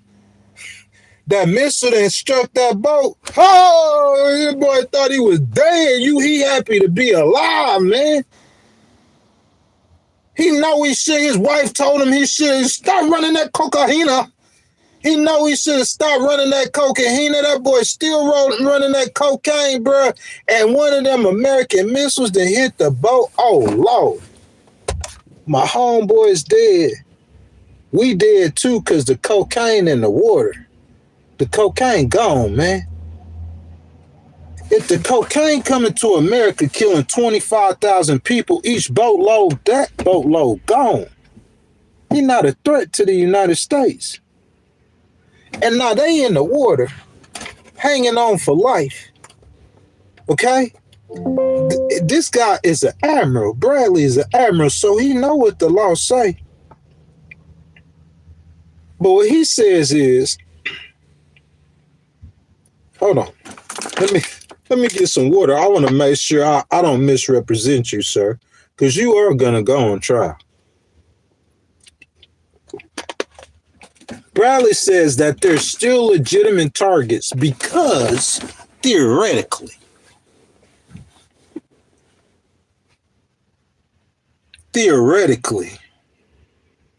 See, I'm a legal person, so I'm gonna tell you as a legal person, I know some words that will play and some words that don't play. And appears is one word that don't play in my field. Appears. What is appears? It either is or it isn't. You can't do that stuff in the legal field. All that foo-fooing and shoo-shooing y'all be doing out there, you can't do that. What I do, that judge gonna get your case out of there. He gonna throw your stuff in the trash can. Theoretically. What's a theoretically? Theoretically, some dudes hanging off the side of a boat got a phone that still work in their pocket. It's waterproof. We got a waterproof iPhone. Hey, what? See, I'm gonna be stupid like he is. I'm putting my mind where his mind is. So where they at in the Caribbean, in the Pacific? They in the Pacific or the Atlantic? I don't know even where Venezuela. So that would be like Central America. So that would be what? That's got to be the Atlantic or the Caribbean, right? So, or maybe even the Gulf of America. So look, so they in the water. It's freezing cold outside at night. Y'all know how cold it is outside. I don't care if it's the Caribbean. It's still cold. I got family. I'm from Mississippi and Texas. So I understand, even though it's warm, it's still this the time of year where it's still cold outside at nighttime. I don't care what you say, bro. And these dudes in the water, they probably ain't got no cell phone nowhere on that boat. You ain't no telling what that missile then took. All you see is two dudes hanging in the water. You ain't know theoretically, but you want to have a smart guy though. What military people y'all getting rid of and keeping? Cause you keeping Mr. Theoretically. So I'm saying. So I'm saying these dudes hanging in the water. Well, I'm saying if they're hanging in the water, they got pockets with a phone on. Because he's saying theoretically. I don't even like that. That's what I'm saying. Using them kind of words. You in the military, bro. I'm telling you, to even hear him talk, with the first thing that come out of his words, the quotations start and says, still legitimate targets. Why are they still legitimate? Because you know what the law say now. Once they hit that water, it's a wrap. That boat disabled, it's a wrap. That's what the law say. It's a wrap. But he knows that though. I hope he knows that. Because if he don't know what the law say, that's on you, Secretary Hegseth. If he not being trained, that's on you. That's on y'all. But I'm saying other than that, he's just an idiot. Theoretically, they could call other traffickers. What they gonna call them on? Oh, you mean when they swim back to the shore? Because I'm saying, listen, in order for you to strike them, they have to be a threat to the United States. Do we all understand that? We striking them because they're a threat to the United States. We get that, right? Okay, so you done hit the boat already. The boat is disabled. The cocaine everywhere in the water. You don't know what's there. So the cocaine, the product have gone. The boat broken. Most of the men dead, and you got two stragglers hanging on. It's no more threat. What drugs coming in here? Them dudes gonna have to get back to where they came from. I could see if you saying you got a second boat coming in to come rescue them too. He's saying theoretically, well, I'm going to try to help you, sir. Theoretically, you got a second boat coming in to help to rescue the two that's in the water. Oh, we hit the second boat that was, theoretically. They're coming in to call, theoretically coming to call, theoretically. You see what I'm saying? But if you ain't got no second boat, what theoretically, where's their theoretical phone at? Sir, where's their theoretical phone? Theoretically,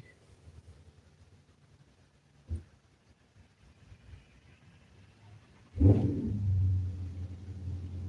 can't make this up. He could call his colleagues and other traffickers to retrieve them and their cargo. So what you need to theoretically do, before you order a second strike, theoretically, you need to theoretically and sit there and theoretically watch them. This is common sense, ain't that common? I ain't never thought about what I would do in this situation, so I'm just telling y'all off the top of my head. Just like if it happened to me off the top of my head, I ain't even gonna have to think about what I would do because I'm not stupid. I'm not dumb. So you know what I'm gonna do? I'm gonna say, if somebody could say that to me, because he a commander too, so he got people under him. I hope they're not as stupid as him. Secretary Hicks, if I fire all of them. Like they done infected the whole, I'll get rid of all of them. That's a bad group right there. But I'm saying, like, so you got they coming under you and they telling you, so you got one of your advisors that then told you that. That's what I would think, that he taking the advice of the best advice that been put before him. And they all talking to the admiral and say, hey, they still legitimate charge because theoretically they could all other traffickers. If I was to believe that, he got a point. Well, you know what we gonna do? I know the law said we can't strike them twice. Theoretically, they could call someone else, but not untheoretically. Legally, stone factually, the law says that you can't strike them twice. So this is what I'm gonna do. Y'all, we gonna sit back. Tell Secretary Hicks if we gonna get back with him in a second to give him the status report. We gonna sit back and let's theoretically watch. Yeah, how long can you flew a drone and you could get a picture they were still in the water, right? Well, fly the drone back again in 15 minutes and see where they at. They should still be there, right? They should have been there for a minute if you didn't strike them again, right? It's going to take them a while to get out that water, right? I'm saying, where the phone at? I'm going to be looking at the picture. If somebody say theoretically they could call somebody and they hanging in the water, I'm going to be the dummy in the back and say, sir, where the phone that they going to theoretically call somebody with? Where the theoretical phone at that they going to theoretically call, retrieve their cargo? The cargo must not have been all the way destroyed. But the boat disabled and it's in the water. I'm saying I would have had to wait to see that situation start moving towards America again before I got the strike. That's all I'm saying. I don't care how you want to break it down, bag it up, chop it up, whoever side you on.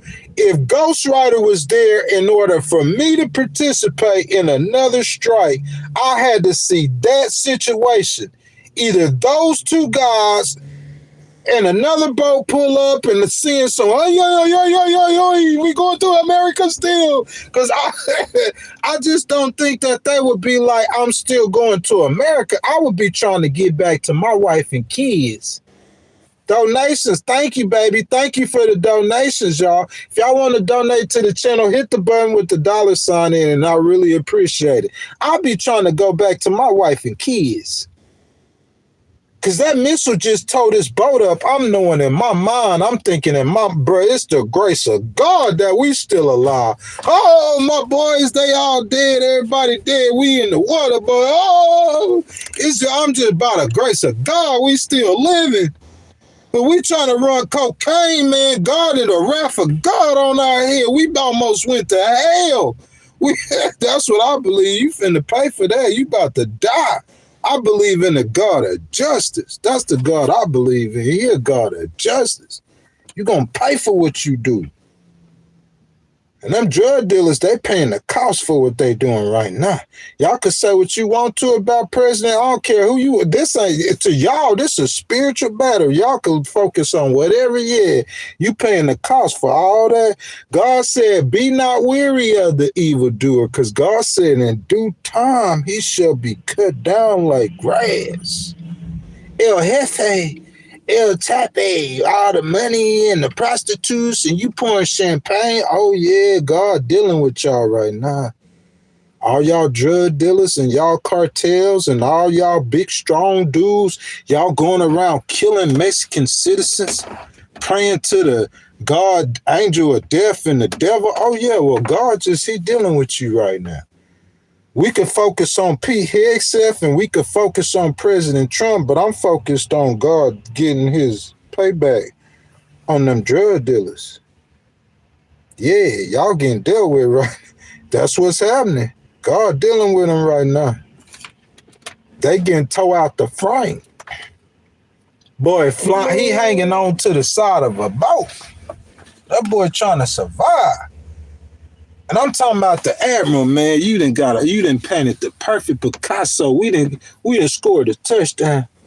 Boom. Touchdown. US. And the Admiral gonna go look. Theoretically, and he spiked the ball and he get us a penalty, and now we got a penalty. Don't strike him again, Admiral. That's why Senator Kelly said what he said. It makes sense now. What? Don't hit him again, man. Don't hit him again. Say, one person who watched the live feed, the post added that if the video of the blast that killed the 2 survivors on September 2nd were made public, people would be horrified. Ooh, wee. If the video of the blast that killed the 2 survivors, people would be, man, that even makes it worse. Because some people saw that video.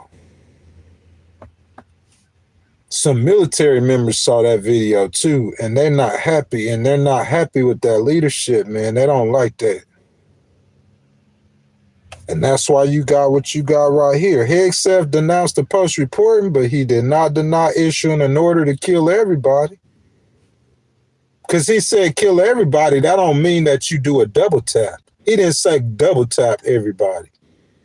He didn't say go back. I'm being real. He didn't say go back and make sure He didn't say disobey military. He probably thought that you automatically, when he said kill everybody, he didn't mean for you to go back and fly another mission, you dumb idiot.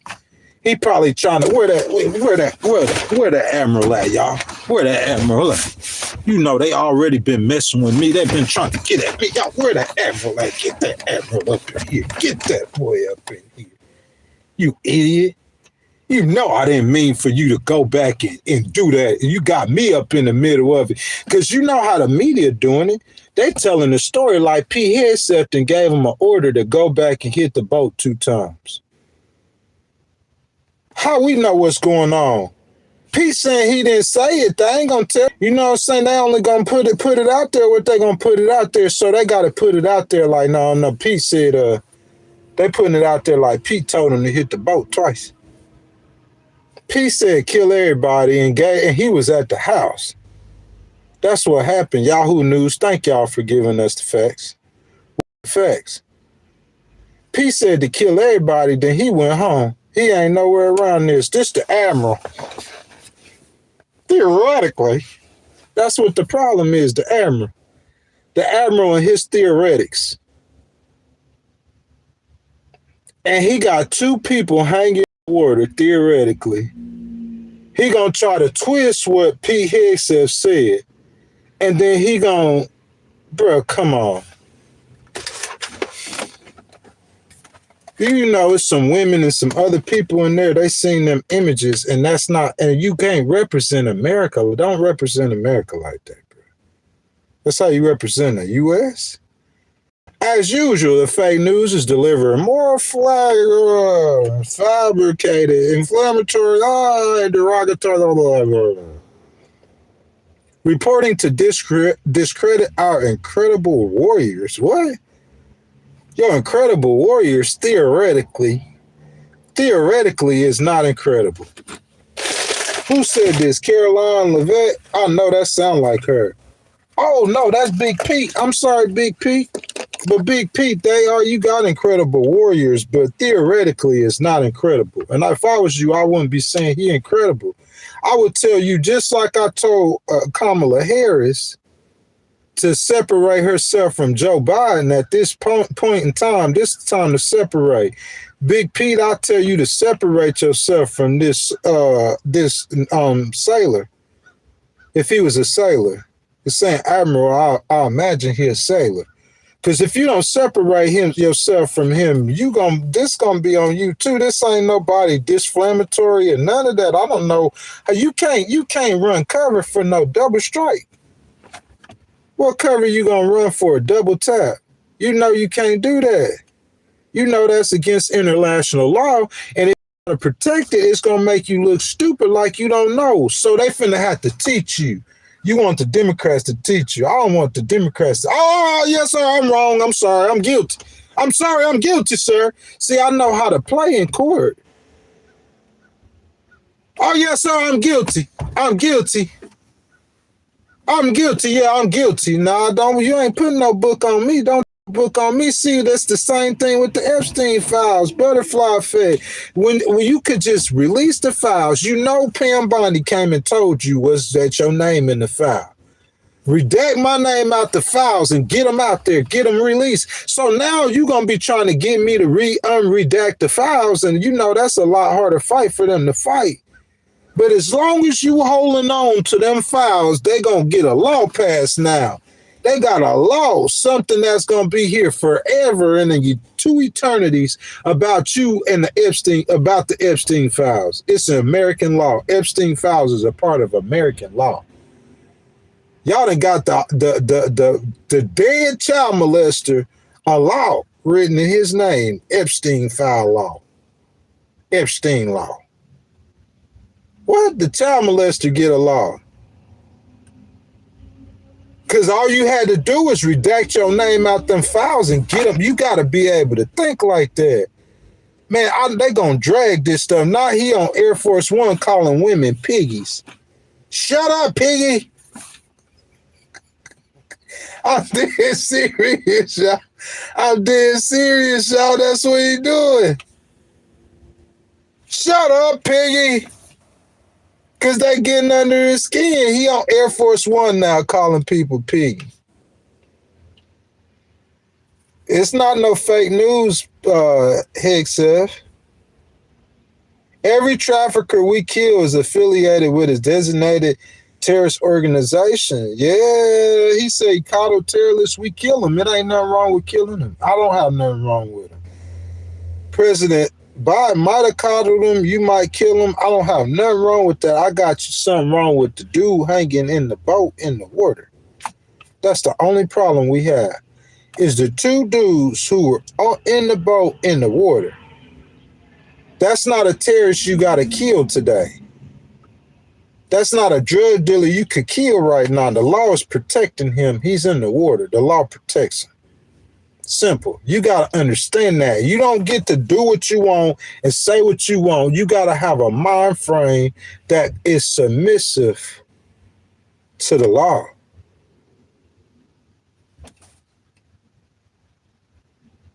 This person, the police walk up, he's got a disability. Oh, I know the Americans with disabilities protects these aspects of his life in the law. Because whatever you're talking about here in this city, with this city government and this city everything, whatever you got going on and you talking about out here, all of this is going to get outplayed in the federal court. Every last. And the Americans with Disabilities Act is federal law, and that's going to trump any kind of law a city cop is enforcing. Unless you didn't kill somebody or something like that, we can't protect you if you're doing a crime. But I'm just making the point. The trafficker, yeah, he a drug dealer, but international law, war law say you can't kill the dude once he in the water. Yeah, he a drug dealer. That ain't got nothing to do with him hanging off a boat. He ain't a drug dealer right now. Right now, he trying to survive. He a survivor. He in the boat, right? He trying to survive. We ain't talking about no theoretics, Mr. Bradley. Your theoretics gonna get you court-martialed. We're not talking about theoretics. We talking about actualities and realities. Realities, he's not a drug dealer right now. He is an enemy combatant that you done struck, and he trying to survive. Reality, the law say that you supposed to go give him medical attention. That's what the law say in reality. Not you supposed to strike him again. The law say you supposed to go give him medical attention. That's what the law say. Not theoretically, reality. Reality gonna keep you from getting court-martialed. Reality gonna keep your soldiers from getting court-martialed, not theoretically. Reality. Don't theoretically. Reality. Theoretically gets America embarrassed. America's military is just basically, I mean, you blowing up people in the water. You can't have that to try to make a scene or make some kind of great. We can't do that, man. That's not what this is. Secretary Hegseth says we only just begun to kill narco-terrorists. Secretary Hegseth said we got to do it right, though. If you don't do it right, you ain't going to be around to kill that many more. You don't want them to label you a war criminal, man. Them to do that in Europe and all that kind of stuff. You ain't going to be able to leave America. They going to arrest you if you leave the United States and you the Secretary of Defense. They label you a war criminal. You ain't going to be able to leave America. That's what BB can't. BB can only go certain places in the world. He'll get arrested. Same thing with Putin. Putin can't go to Europe. Putin go to Europe, they going to arrest him. Where he going to go at in Europe? BB too. Hey, Pete, you going to be like that too. Y'all been and gone on a vacation. They done put that label on you, boy. You can't go. No, you can only go to a certain places. Now, you don't want to be a part of that kind of stuff, man. I don't want my name in none of that stuff. Especially if I'm a Christian and I represent God. Don't put my name in that. Put me like Scott B. Y'all can't say nothing about me. Oh, yeah, Scott B, he almost put the beats on the dude before. Hey, Scott B, he almost put the beats on somebody before. Nah, just like, yeah, don't be like Marco. Don't put my name, or JD. Don't put my name in none of that stuff. None of it. In his remarks on Sunday, Trump gave the impression that Hegseth had refuted giving the killing everybody order, suggests there might be no second strike at all. I don't know what had happened. It was a second strike, though, y'all. We could skip down to all of this. What I want to go to what the critics are saying about this. Okay? Critics, lawmakers, and military experts view the administration's entire campaign in the Caribbean as a possible violation of international law. Excuse me. I don't think your entire campaign is a violation of international law, President Trump. You can make it legal. And what y'all already know, because you've already mostly done that, you can make it legal, just keep it legal. And if you were talking more to people, and if you went to Congress and explained, it's so much you could do. You ain't got to go to the Democrats. At least go to Speaker Johnson. I mean, I would at least. In previous administration, the Coast Guard would intercept boats and arrest drug smugglers, not kill them. Well, President Trump's killing them, okay? Trump's legal rationale that what the administration have articulated is a series of recent letters to Congress is that the drug cartels are non-state armed groups. They are that. Whose actions constitute an armed attack against the United States. I don't know about an armed attack, but their actions does constitute an attack against the United States if in any way their drugs are harming Americans, okay? Forcing the U.S. to fight back in a formal armed conflict. I'm not sure. That's why it gets gray right there. Because I'm not sure if you legally justifying this saying this. You sound a lot better. Okay, we understand Ghost Maduro has to be withdrawn, but we need the legal justification to go in for it, to go after. You sound a lot better. You didn't listen. So Maduro has been indicted. So as far as in the law of any judge or any court in America, Maduro is a wanted fugitive of justice in the United States. So him being the president of Venezuela, him being an illegitimate president, I think you got a real solid argument even without the drugs to have a presence there. I don't think people would be saying, "Oh, he's crazy. He's not finna go attack." Maybe you're not going to attack them, but I'm saying having a presence there with him being a indicted criminal, he's got indictments. He's a wanted fugitive of the law in America, and then on top of that, him being an illegally elected president. I mean, while President Obama was hitting Libya, like we found reasons to hit nations for less than that. But if you're saying that he's actually overseeing drug networks and organizations that's actually harming Americans, that's where President Trump is getting the authority to do the legal strikes, but it is questionable. It's seriously questionable. I'm saying I support him to blow them out the water. I support it, but it's seriously it's not just questionable. It's seriously questionable. You know what I'm saying? It is illegal for the military to deliberately target civilians who are directly participating in hostilities, even suspected criminals. The notion that the United States, and this is what the administration says is their justification, is involved in an armed conflict with any drug dealers, any Venezuelan drug dealers is ludicrous. That's what Representative Jim Himes, a Democrat for Connecticut and ranking member of the House Intelligence Member, recently told CBS it wouldn't stand up in a single court of law. Oh, you say so, huh? I don't know. Speak against Jim Himes. It don't matter if you're from Connecticut. I can't speak against it. I don't know. I wouldn't say they were saying that they are in an armed conflict with the drug dealers. I wouldn't say that, but we've seen plenty of American presidents have went after drug dealers. Come on now. You know what I'm saying? I'm trying to see what else other people said. It is not stretching the load. Jeffrey Korn, a retired judge, advocate, general lawyer who was formerly the Army senior advisor for law of war issues, added in an interview with the New York Times, this is shredding it. It is tearing it apart. Targeting people who can no longer fight, like survivors clinging to wreckage in open waters, is considered an even clearer violation of the laws of armed conflict, regardless of whether they survived an attack that was intended to be lethal. Whether they survive it or not, targeting them is a clear violation of the laws of armed conflict. That would, in essence, be in order to show no quarter, which would be a war crime, told Huntley, a former military lawyer who advised Special Operation Forces for 7 years at the highest of the U.S. counterterrorism campaign, told the Post. This is a military lawyer who advised the guy, a former one who was advising the guy special operations, all of special operations.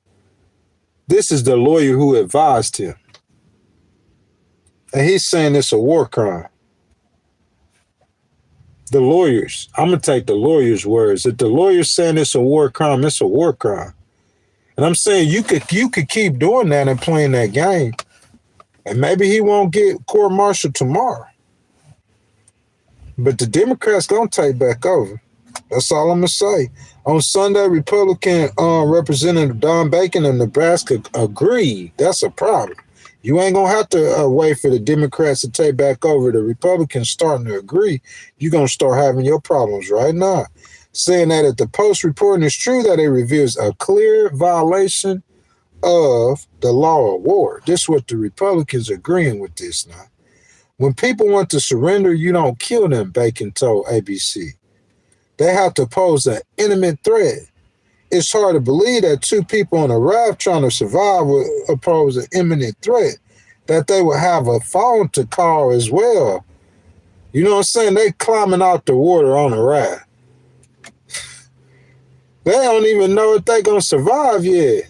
How long they been on the raft? The boat just got blown up. They don't even know. They happy they still alive. They in a frantic mode. It's like you got to think of all this stuff in the moment. I would be thinking of this. If you don't know, the best thing to do is take a step back or pick up the phone and call Pete and ask Pete if he wants you to blow them two out the water. And that way it could be on Pete and not on me. Hey, Pete, I know I'm the commander. I gotta make the decision, but this one I gotta call Pete on. I ain't trying to go to jail or get court martialed. So hey, Pete, you said you wanted to kill them all. I know theoretically, you still got two of them in the water. What you want us to do? And let Pete tell me to blow them two out the water, so that way it won't be on me. Senator Chris Van Hollen of Maryland and Senator Mark Kelly of Arizona, both Democrats, raised the possibility of war crimes as well. Meanwhile, the top Republican and Democrats on the Armed Services Committee and both the House and Senate have vowed to conduct vigorous oversight into the matter. That's the top Republican and Democrat. We take seriously the reports on strikes on boats alleged to be ferrying narcotics in the Southcon region, undertaking bipartisan action to gather a full accounting of the operation in question.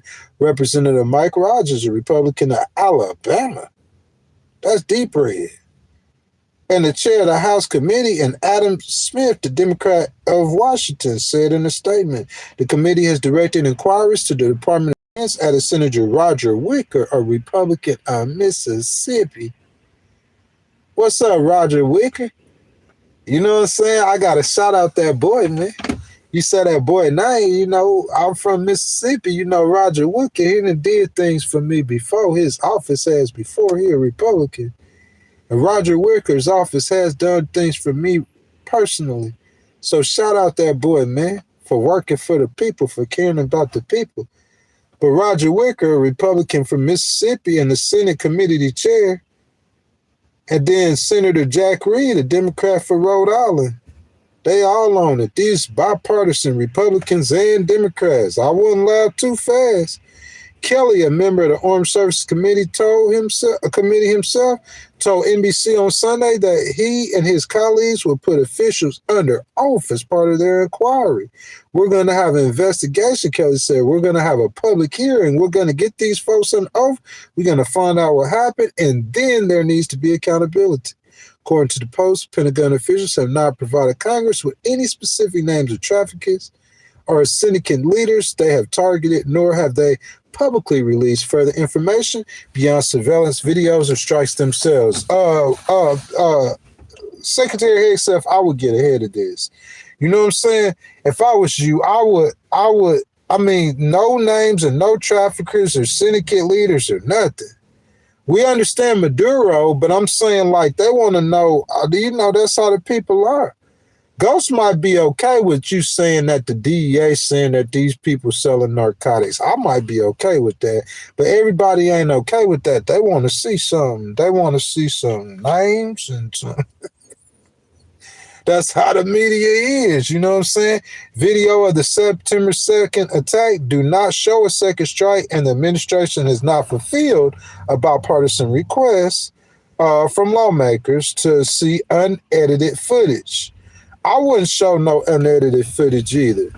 Of those two people getting blown out the water like that, I would do the same thing if I was y'all. I would try to hide that as long as I could. If you have not liked the video, I ask that y'all like the video. Double tap the screen if you're on a cell phone. Subscribe to the channel. Make sure y'all hit that notification bell. Also, guys, I see y'all down in the comments. I appreciate y'all participating in the conversation and the process. And one last thing, guys, if you guys want to donate to the channel, you want to start a conversation or have your comment read in any way, just leave a donation by hitting the button with the $sign in it. Your donations are truly appreciated. I'm going to try to wrap this up and then get down into the comments.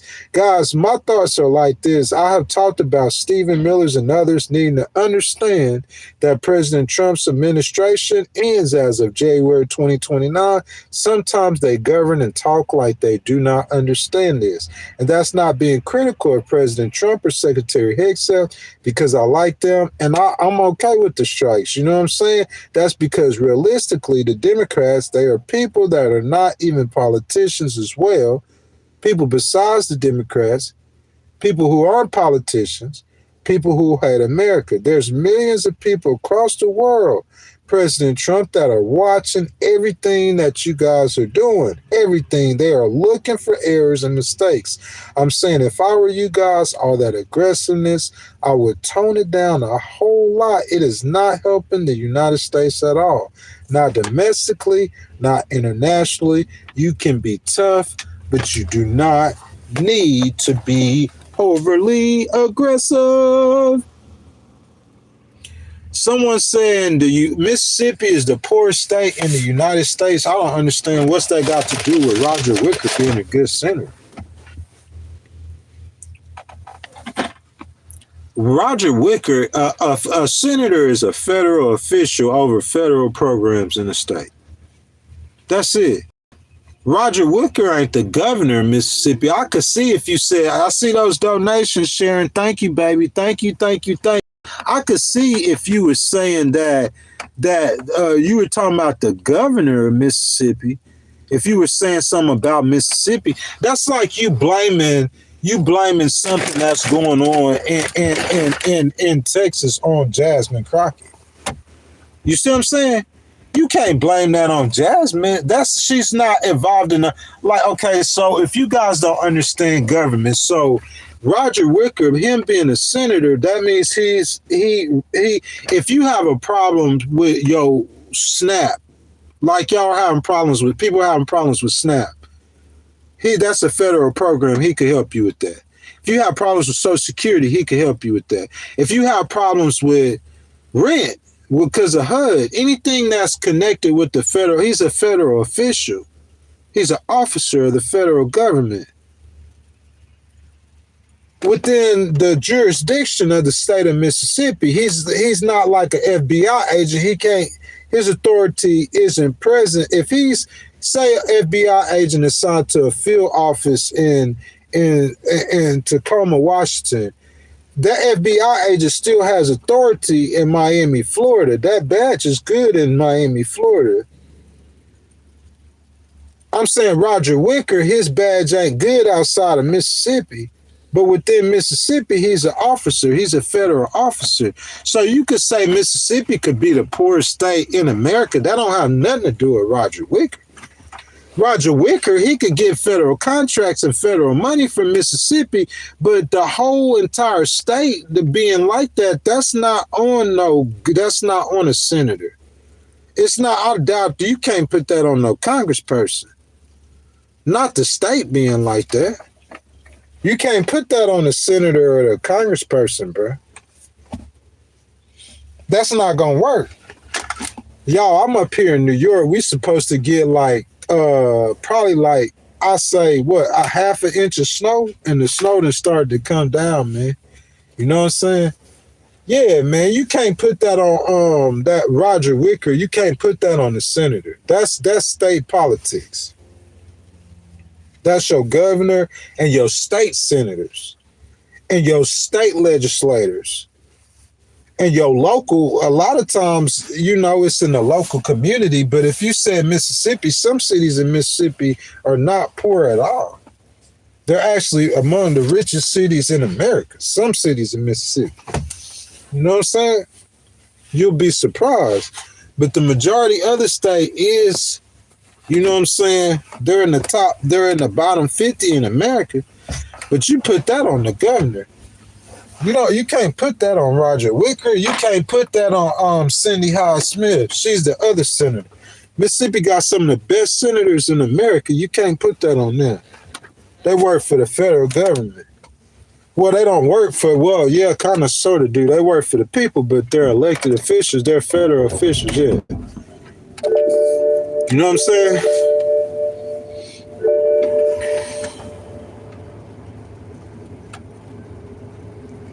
Yeah, that's what I'm not saying a senator isn't more important. I agree with you, but I'm saying, a senator, they're trying to say that something's wrong with Mississippi. You can't put that on a senator. A senator is, they're federal representatives. It's for the federal government. That's what a senator is. That's facts. Federal representatives, federal government. I'm saying you can't. There in no way can you say that has anything to do with state politics. Because the reason why your state don't have no money is state politics. That's your governor, the way he's governing. Or not, maybe he's not that one governor, but over a series of time and series of years. That's within the state. Decisions that they made. I remember when President Obama, when they first was doing Obamacare, Mississippi, being one of the poorest states in America, with some of the highest health-related deaths in America, they refused to take the federal funding from Obamacare. You know what I'm saying? It's like different decisions that the state officials are making. The state government's making that's keeping the state that's like that. Governor Abbott in the state of Texas, he decided to make decisions differently. He decided to do tolls on the roads in Texas, and he decided to cut people's taxes.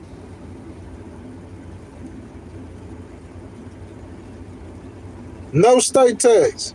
He decided to do things differently, and Texas got a surplus. Texas is one of the fastest growing economies in the United States. That's on the governor. You can't blame that on no senators or no Congress people. That's all on your governor, man. Y'all, I'm going to step out for just a second. I'm going to come back. I'm going to jump down in the comments. If y'all haven't liked the video, man, y'all stop hating, man. Go and double tap the screen, like the video for your boy, man. On everything. It's Big Ghost Rider, man. I know y'all ain't got nothing but love for Big Ghost Rider, right? I'll be right back, y'all.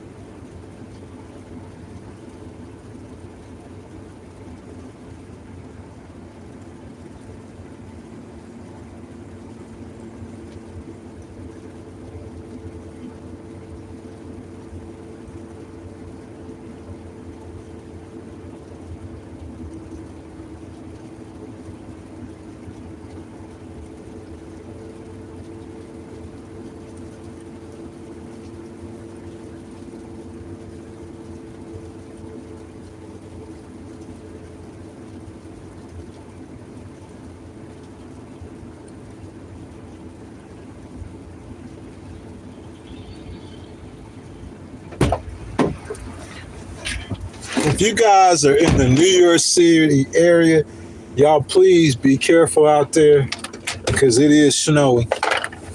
You know what I'm saying? That means that's ice on the ground. That means that's black ice. That means Big Ghost ain't traveling nowhere today because Big Ghost from the south. And Big Ghost don't be driving in no snow. I remember I was in New Mexico and it was October the 1st. And bro, it started snowing on October the 1st, 6 to 8 inches on the ground in New Mexico in the desert. Your boy from the side had to go to work. Bro, I was sliding in an Acura. Bro, I was sliding all over the road, bro. I had to drive about 5 miles. Look, I drove past my job to pick up 2 idiots that I work from Alabama. They got stranded up there because their homeboy got in a fight, big fat boy. I drove past my job to pick up 2 idiots. You know what I'm saying? And I picked up them boys and had to go back to work. I told them to stay at my hotel, but they wouldn't listen. Yeah, that's my experience in the snow. But it is snowing in New York. I'm gonna let it come down a little bit, and then I'll try to show y'all, man. It's pretty cool, man. It's pretty cool.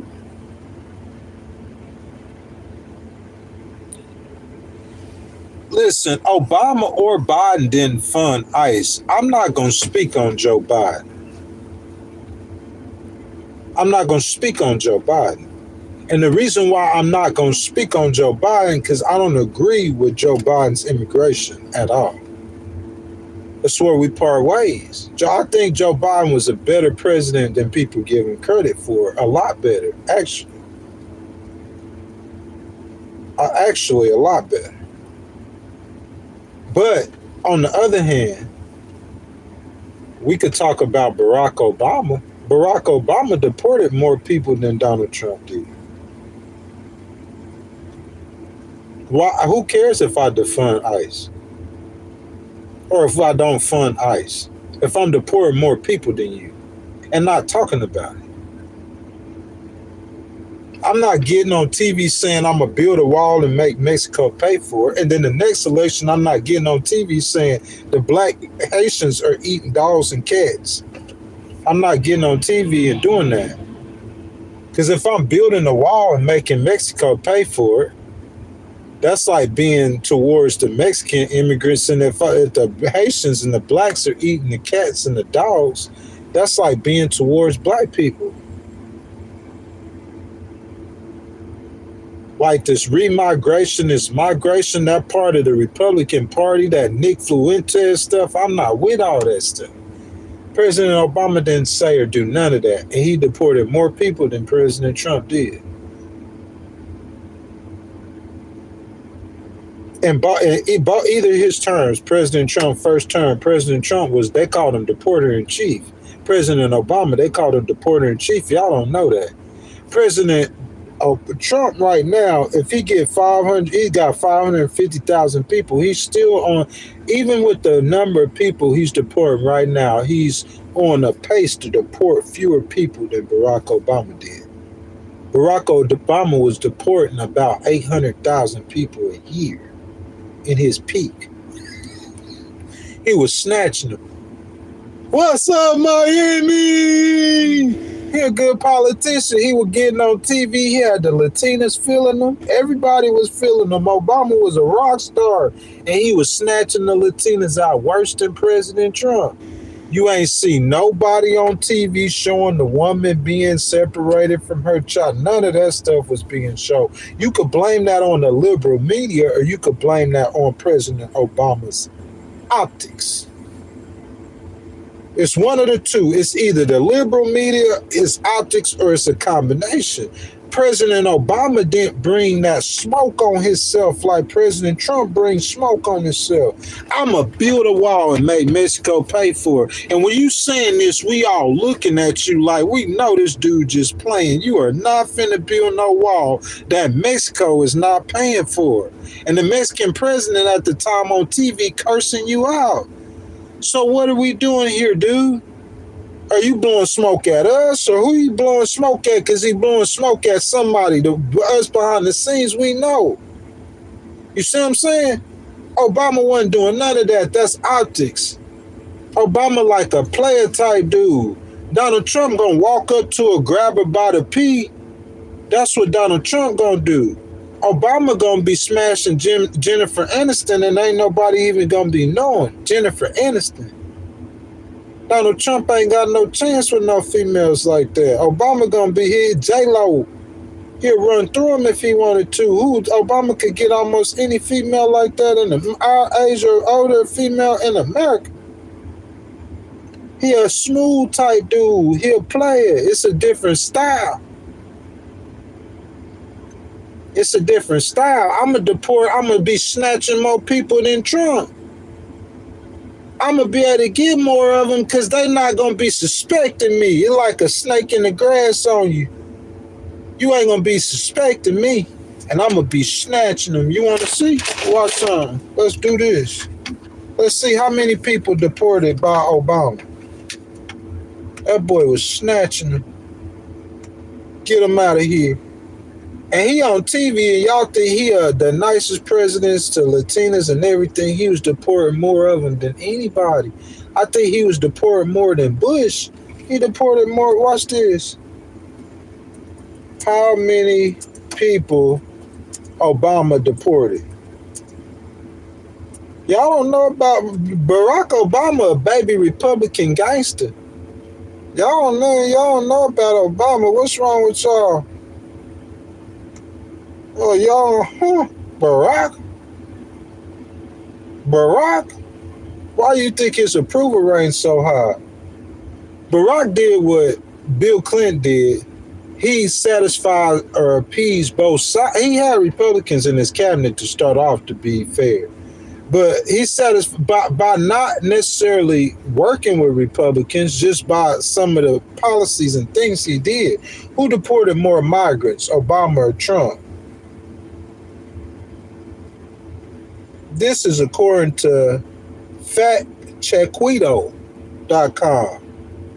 We had to go to the Hispanics to get the answers. Factcheckquito.com. Barack Obama's administration has deported more immigrants than any other president in the last 3 decades.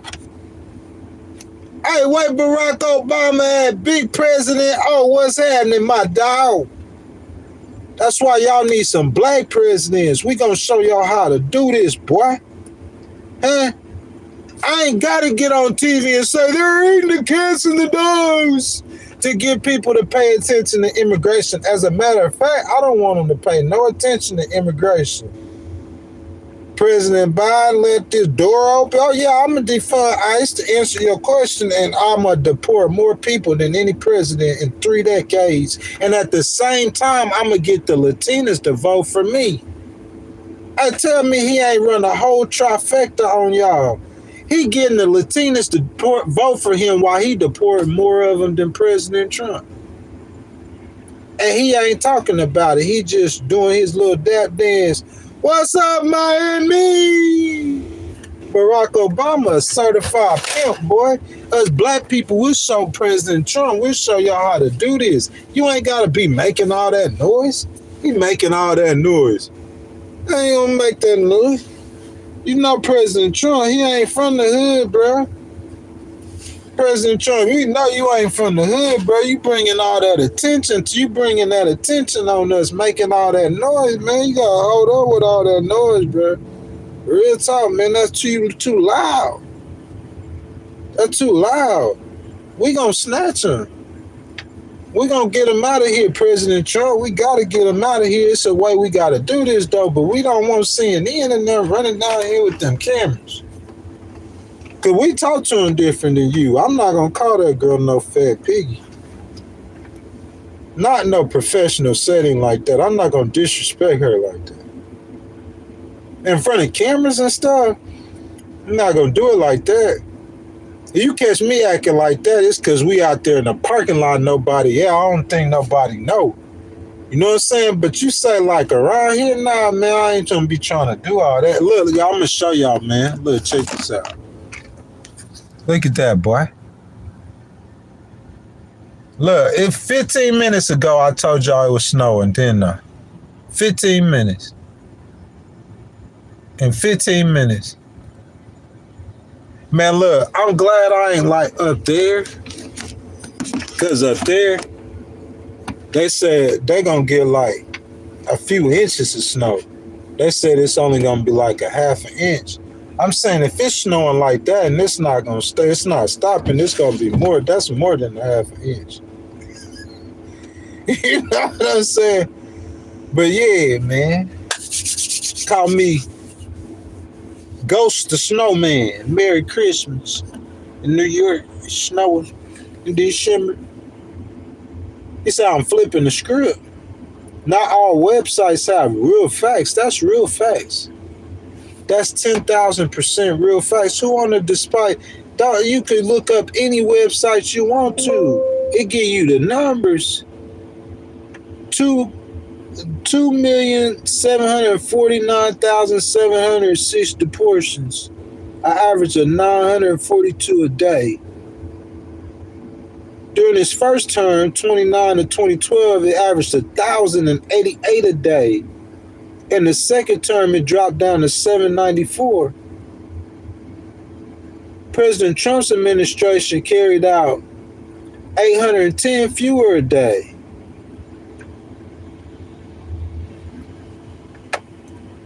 %of President Trump's arrests didn't even have criminal records. That's facts. You want me to hit a different website for you? What was that one? Fact Checkerty or whatever? Fact Check Quito? Let's get a different one. Let's get a real one for real. Let's get a real one. USA Today. Y'all trust the USA Today? Did Barack Obama deport more people than Donald Trump? This is the USA Today, and it was published on June 19th, and it was on 2025. Former President Barack Obama warned of a weak commitment to democracy. Well, we ain't talking about all that junk. We talking about what they did. We talking about that's politics. Obama earned the critical reputation as the deporter-in-chief during Trump's first term, lagged behind Obama in numbers. This the USA Today. You can get any website you want to. It's facts. You read it yourself. Obama had earned the deporter-in-chief. It's straight facts. You can read it yourself. I know some of y'all conservative people don't want to believe the truth. Some of y'all little Republicans. I'm sorry about my little Republicans who don't want to believe the truth, Republicans. I'm going to give you the truth, the facts. When I first started, I was just going off the cuff. It wasn't that bad, though. You know what I'm saying? But now, I'm going to read some stuff. Obama administration logged more than 3.1 ICE deportations. More than 400, and during his fiscal year, more than 407,000 people were removed. So President Trump got 550,000. That's more than that. So I stand corrected. This year, President Trump got more than that. He deported twice as much as he did in 2019. This year. Real talk, President Trump, you gonna get the right. Hey, I stand corrected, President Trump. I apologize. You deported 550,000 people. I don't even have to look that up. I know that by heart. I just seen it yesterday. So that's more than Obama. You done passed Obama up now. Congratulations. You are the deporter-in-chief. Y'all hear me giving him his props? Somebody, y'all told me to look it up, so I looked it up. There you go. President Trump passed up President Obama in 1 year. He got to keep doing it every year, though, now. But he passed him up in 1 year. If he deported 550,000, Obama got 407,000. So he beat him by, congratulations. Over the course of the administration, though, President Obama still got him. But President Trump coming back, though. He coming back. Over the course of the administration, President Obama still got him. But President Trump, y'all see him out there. He got 550,000 people this year. I don't think it's necessarily about numbers, but it is all about numbers. It ain't about nothing else but numbers. But I'm saying you shouldn't have ICE agents hopping out of cars blasting people. Just do the work. Just do the work. And tone down their aggressiveness. If President Trump, if it's true, you done got 550,000 or that's the number you gonna hit, you well ahead of Obama, so you gonna get the number. You gonna be the deporter-in-chief. If you maintain that pace or just keep it over 400,000 because you already ahead of him 150,000 his best year in 1 year. So you going to get the number you going to beat him this time. Last time he beat you, you'll beat him this time.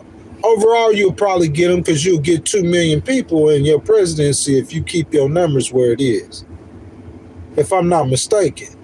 But I'm saying still in all, you could tone down the rhetoric. You don't got to have ICE agents shooting unarmed people. That's disturbing, man.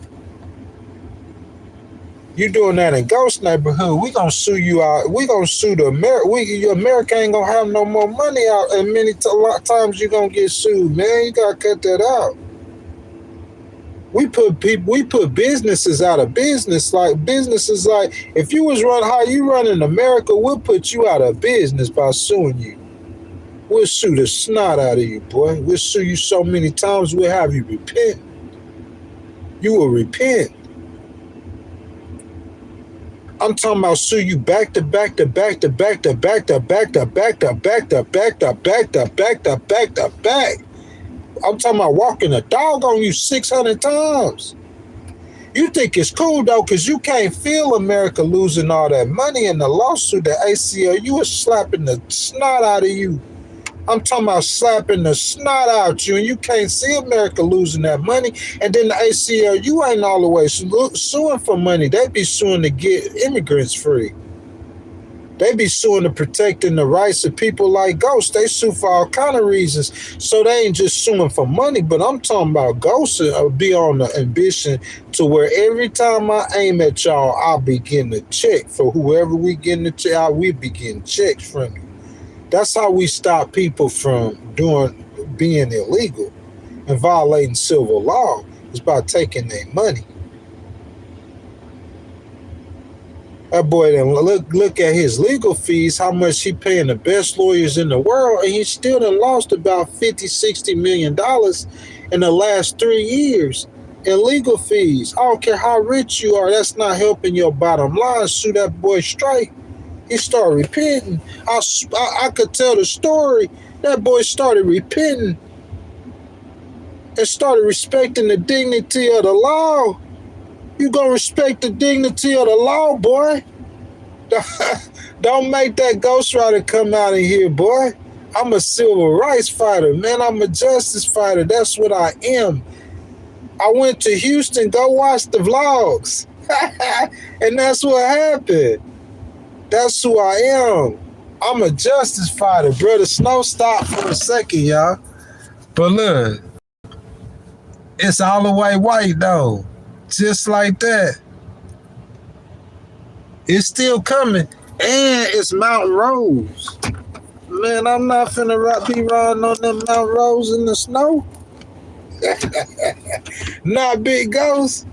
Not me. I'm not gonna do it. But y'all hold up, dog. I'm finna step out there for just a second. What's crazy, it says it's 31 degrees outside. I don't know if that's right. But I'm saying it feel like I'm finna have to, that's why I'm gonna step outside. It's so warm in here. Like seriously. It's like I'm talking about super duper warm in here, bro. It be hot. Hot in here, bro. But like earlier though, like when I was coming back from the gas station or whatever, I think it said it was like 26. But I guess because it wasn't a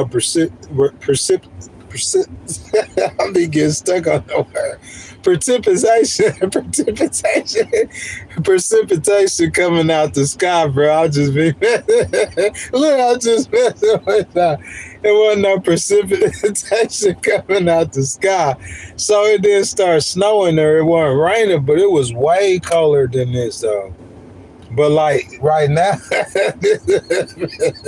hey, look though, I be having fun with it. People be thinking like you, like, cause I know that I'm smart, so I don't care. But people like, if that's why you can hear some people talk like 50 Cent, man. Listen to my boy be talking. He be taking his time and enunciating words and doing. Man, I don't care about all that, bro. Plus, I'm kind of from the South, so I'm just gonna say whatever. I'm gonna just talk. I'm gonna say whatever. If I be real and authentic, you gonna feel me and understand where I'm coming from. That's a part of truthfulness. Mispronouncing words and everything. Real talk. You don't mispronounce words. You don't think the CNN anchor mispronouncing words? She doing it off the camera. That's what she's supposed to do. She's supposed to read over her stuff, and she's supposed to know she on point, or she's supposed to practice or do whatever she's supposed to do to be perfect on the camera, as perfect as you could be. That's her job is. You see what I'm saying? I ain't doing none of that. I ain't trying to. I'm not on no. This to me, like some dudes do the podcast, they come on here, blah, blah, blah, they trying to be like legacy media. This ain't legacy media. Boy, I'm in a BMW in New York on a cell phone, and I'm going to act like it. My name Big Ghostwriter. I'm going to be all the way real. I'm not going to be faking nothing. No, I'm going to be authentic. That's who I am. I'm going to be what I am. People appreciate that. You'll get laughed at a lot. You'll get clowned on and stuff at first, but in the long term, when they say your name, you just got to build that on your name. You got to put that on your name. And that's going to bring respect. That's going to bring character to your name. People know they got a certain level of respect from my character because of how I carry myself. They know I'm a love the most unlovable person as best as I can. Go ask my daddy and my mama, the people that know me the best. The most unlovable person, I'm a love them the best that I can. And at the same time, I've learned to stand up for myself and to fight for what I need to fight for. I'm really a good dude, though, real talk. Real good dude, but I care about for myself is just being authentic. I'm gonna just be real. I'm not gonna try to fake nothing. When we was out like doing the Caribbean and stuff, like Caribbean. When we was out doing the in the Appalachian Mountains and stuff, like doing the pretty scenery, that's what it was. I wasn't faking. I wasn't romanticizing. I was just being real, And this is what it is right now. Is that I'm bringing y'all the story, so I'm bringing you along when you riding with Ghost Rider. That's what it is. You feel me? I try to be as real as I can. I'm not gonna like be stupid and tell all my business or try to embarrass myself intentionally. You know what I'm saying? I'm gonna have a little decor about it or try to have a little, you know what I'm saying? Like some of my privacy and stuff like things, but as far as like me being, I'm very humble. I walk with the homeless or the down or disabled, just like my Savior did. I walk with anybody. And I do it today. And y'all could come play this back when I have $10 million and you could tell me that and I'll do it again with 10 million. That's what being real is. That's what's going to make me different than you. I've chosen that path. So I'm going to walk that real path. Like I say, I'm a justice fighter and I'm getting harassed by the police department where I'm from. What I'm going to do? I'm going to be comfortable and pipe down, or I'm going to stand 10 and be uncomfortable. I don't care what I got to go through. Even if it's sleeping in my car, I'm going to stand 10 on that law and I'm going to make you dance for that bread. It's about being real and authentic. You're going to either really be a justice fighter and really go fight that fight in the snow. Bro, look at this. In the snow. Ain't no way, Ghost, you in the snow. Like Jay-Z the Snowman. Fighting for justice. You believe in it or you don't. You could do all the talking and get all the people to go with you, and then you ain't doing nothing for the community or nothing for disabled people or nothing for veterans. I told this business in Tennessee that I was a disabled veteran. I told him out my mouth. He heard me say it. I'm a disabled veteran. And I put this on my mama. You know what he said? He said, so I don't care. And he still did his discriminatory act. That ain't just about me. If he don't care if I'm a disabled veteran, guess what's going to happen when the next disabled veteran come behind me and he feel like doing, what you think he going to do? He going to do it to him. And he going to do it to the next ones. He gonna do it to 999 behind me because he done already done it to 999 before me. But you know what? Big Ghost is a real justice fighter. He gotta pay. You can't get away with it. You want to put some handcuffs? Come put them on, because I'm going to make you pay too. Whatever the penalty. What the Bible say Peter had went through. He been shipwrecked. I've been shipwrecked. Peter said he been persecuted. I've been persecuted. I ain't trying to act like I'm Peter. I'm not no spiritual. I'm talking about my job, justice fighter. But I'm just making an example. He said I've been locked up. I've been locked up. Everything Peter said in that scripture he had went through, what's that? Ask what?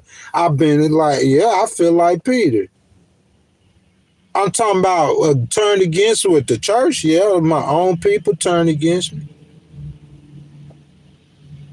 And I kept the faith. It made me feel good. I started laughing, boy. I kept the faith. I didn't do nothing but get stronger.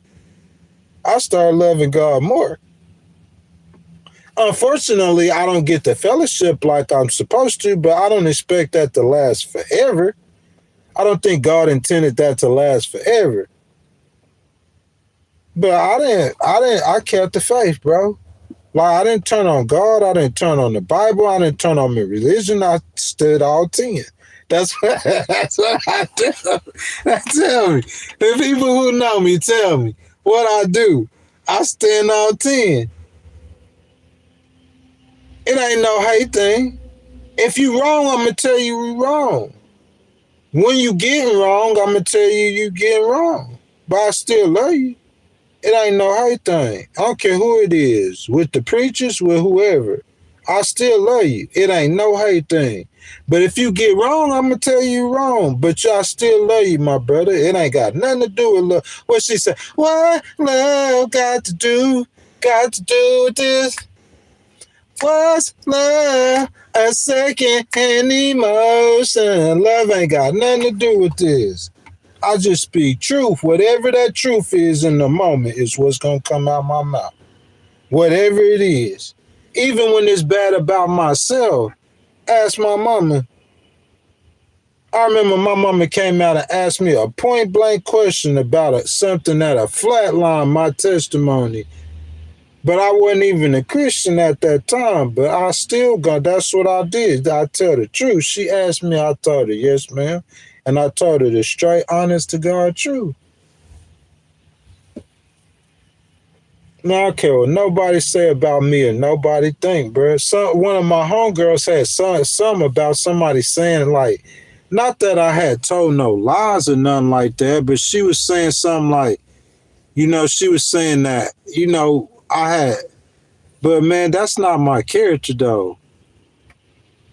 Or if it was, that might have been a characteristic that I had in my past. That ain't who I am right now. You don't know me who I am today. To where I could go in the courtroom and the court ready to pay me. If I go to a state court in Texas, that court gonna pay me. And I'm not no Mason. But I can guarantee you I'm going to get paid. You hear that, Representative Crockett? I'm going to get paid in Texas. In Texas? Yeah, in Texas. In Texas, right? Y'all say what y'all want to. I'm good with Governor Abbott. What's up, big Governor Abbott? You feel me? Y'all can call me and I don't care what y'all call me. Like, if I cared about what you thought, I'll be like you. But I'm not like you because I don't care what you think. That's why I'm in the snow. I'm a real one, boy. This is what real look like. This is what authentic look like. Ain't nobody authentic to a fault. You ain't real to a fault. You ain't real to the point that'll destroy you. You ain't real to the point to where you would jump in that lion's den. You ain't getting in no lion's den. Boy, sit down.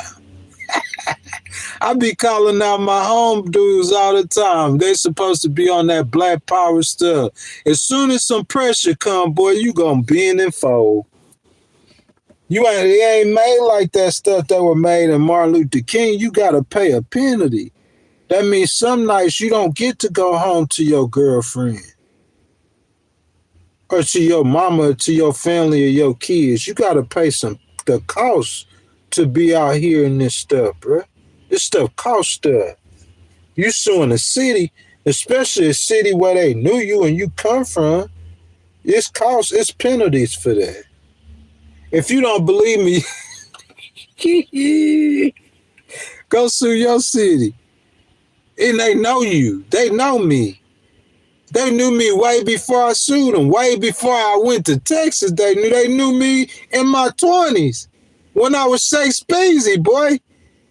They knew me way back then. They know me. You feel what I'm saying? So I'm saying me for a person like it's personal. So you go sue your city or any city. That's why people don't be doing it. People don't really be suing nobody. A regular person, I'll sue the snot out of you. Especially you got, I'll take your wallet out your pocket. Illegally, it ain't nothing you could do. What you got in your pocket? 2,500? Give it to me. What you got? 1,500? Give it to me. Whatever in your pocket. I ain't trying to bankrupt you. I ain't trying to get your whole wallet. Y'all, let me go out there and make me a Frosty the Snowman real quick. I'll be right back.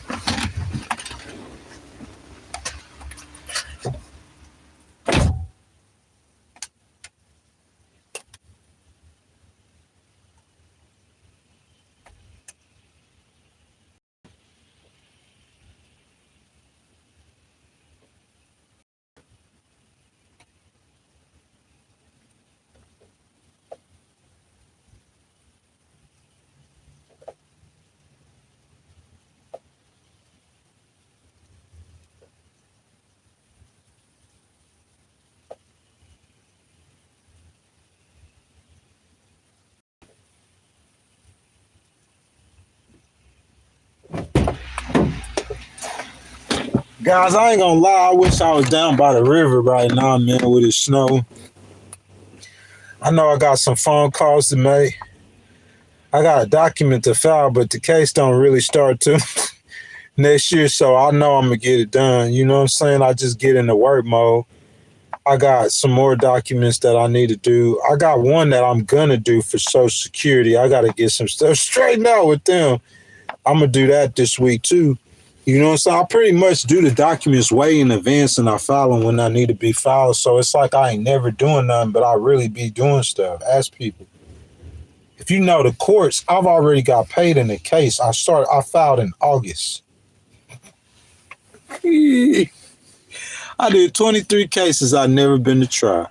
I got 5 open. So I say 18, 19. I got 4 open. Well, I say 5 because a client. Where my client at? She in here. I got a client. She got a case. You know what I'm saying? She gonna pay me some big money on it. She ain't in here right now. She probably even tapped out. I've been on so long.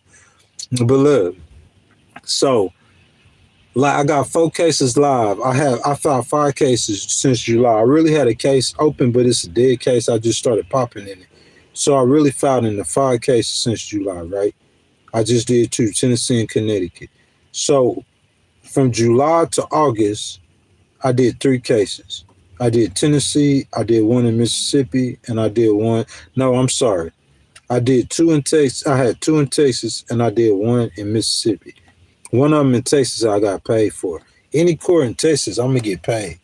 If the judge playing by the rules, I can't tell. I don't think I never lost a case in Texas.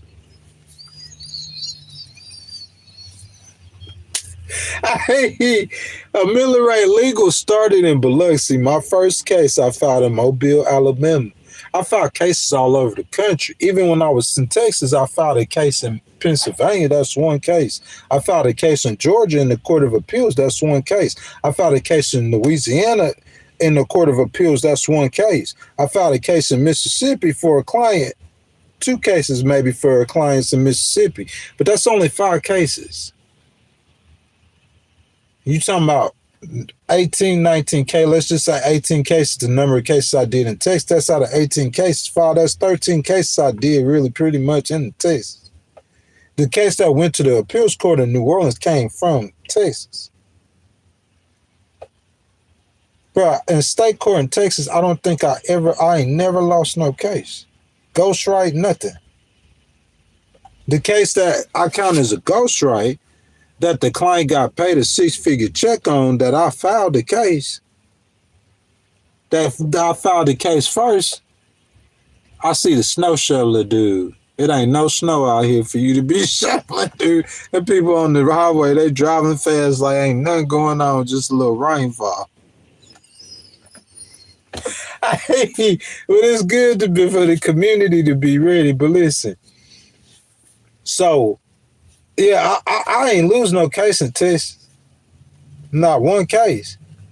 So I don't see how I really lose a case in America, because all the judges, they know my jacket. They know I'm 8-2. The judges, I swear on everything I love, if I file a case in your court, that judge gonna know I'm 8-2. He gonna know I got a business name of Miller Ray Legal, and he gonna know I file cases. I could file a case in Tacoma, Washington, and he gonna know that. Before he served the defendants, he gonna find that out. He might not know it on day one. He might not know it in week 2. And I'm not gonna tell him, but he gonna know that. He know, I don't know how he know. At least I know in federal, they gonna know all the cases I filed in federal court. In Texas, that judge know all the cases I file in Texas, and they see results. W's. This all I got through Texas. W's. W's. Straight W's. That's the community I lived in. If I lived in Mississippi, that's what it would have been in Mississippi. W's. Because that court, I'm not lying about nothing I'm saying on them documents. Nothing. You could go through thousands. Bro, I got a black book in that trunk. You could ask anybody. It's this thick.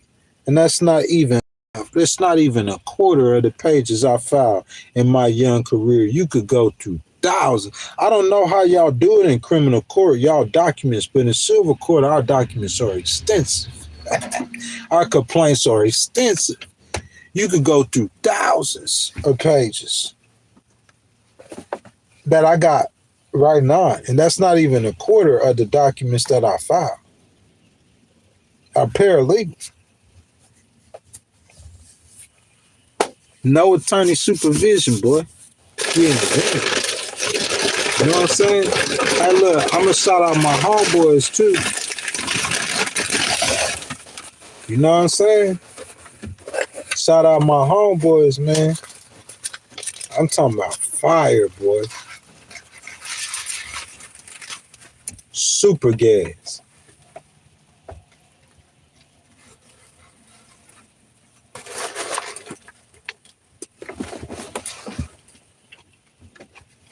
Man, y'all riding with big Ghost Rider in the snow, man.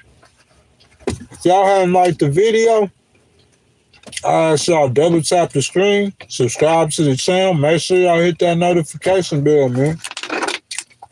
What we on, man? Y'all got me dripping on myself in here, man. What we on?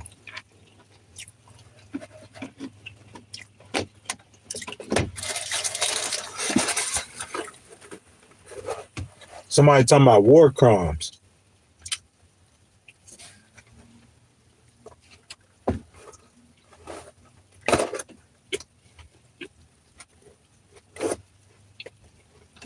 I appreciate that, Mr. Anthony.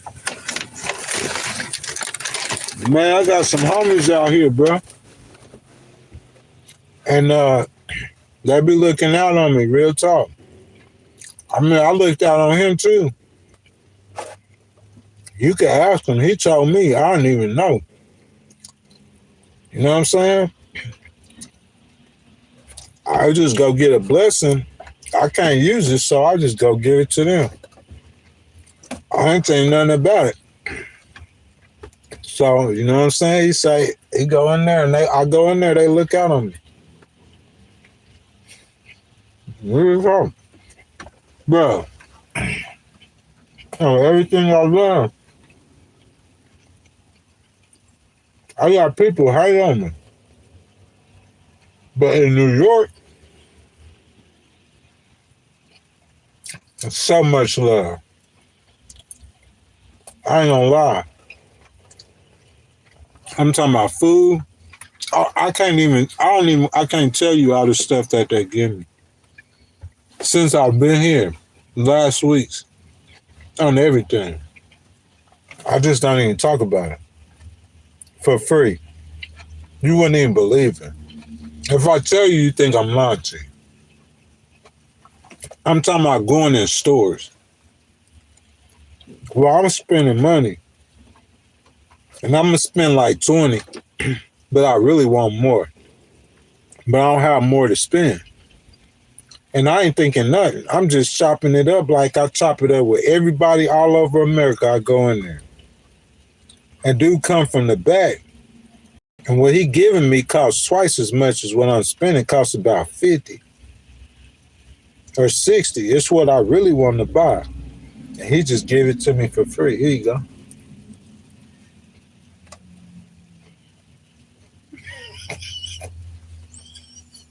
What?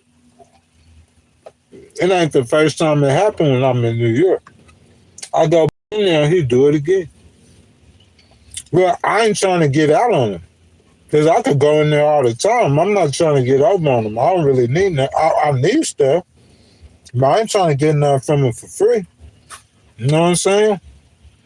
So, I go to a different spot. And I'm really a good dude, bro. If you knew me, like personally, I'm a really good dude. I got my problem. I got a disability. But I'm a good dude, though. I swear on everything, man. And the people who take the time to see, they'll see it. I'm a nice person. I got a good heart, man. It's raining real hard out here, too.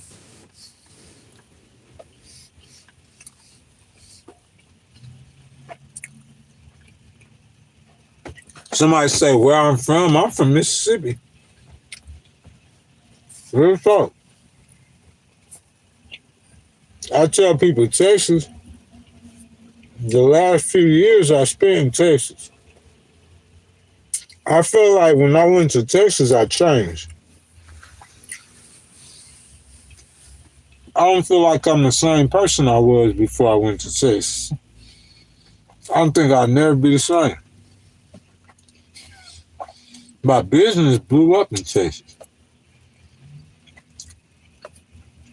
Texas made me who I am today. I'm saying Texas, though, but I got to shout out my daddy, though. Real talk. Shout out Gregory Dixon singing. Texas made, baby. Oh, made in Texas. Point blank period. I don't matter where I was born. All the years of my life I spent before I went to Texas are significant. But who I was, I was born that. It's like I want to compare myself like saying somebody like Jesus, but I don't want to use a rapper either. Because I'm saying your birthplace is one thing, but I'm saying like you go to a place, you might be in the same spot where you made. I was born in Mississippi, but I was made in Texas. Who I became is in Texas. When I went to Texas, I came back. You could ask my mama, I ain't the same person I was before I went. Whatever was happening with the change that was going on with me in my life, it manifested itself fully when through and Texas. It finished itself in Texas. 10,000%, 100,000%. That time I spent in Houston, like it made me a different person. I like it though. No, I ain't.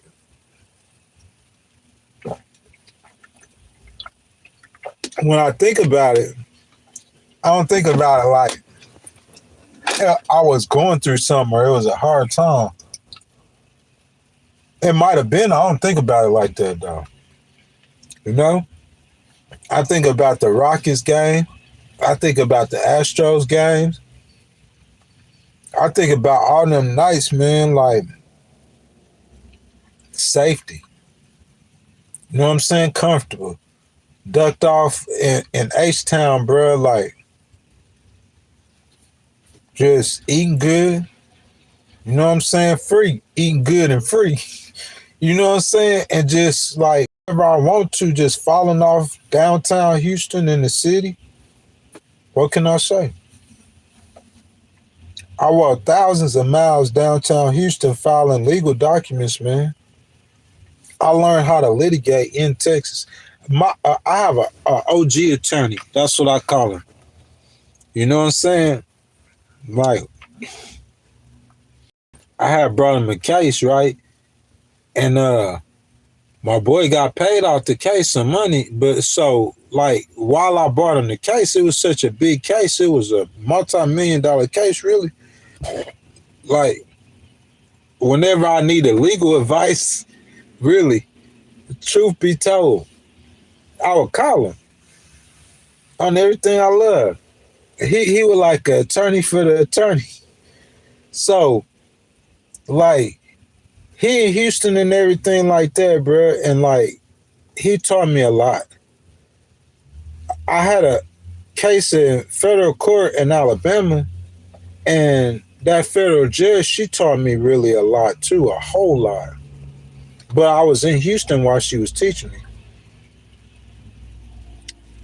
And as far as business, the workings of the court and people, my pops taught me a lot. So, Houston, baby. H-Town. Yeah, I got mad love for Houston though. I got love for Texas. Like after I left my pops in it's January, like the first, I spent probably about 90 days, 85, 90 days in going all over Texas. I had been in Houston for 2 years. So I couldn't leave the state of Texas. So I'm waiting in Texas.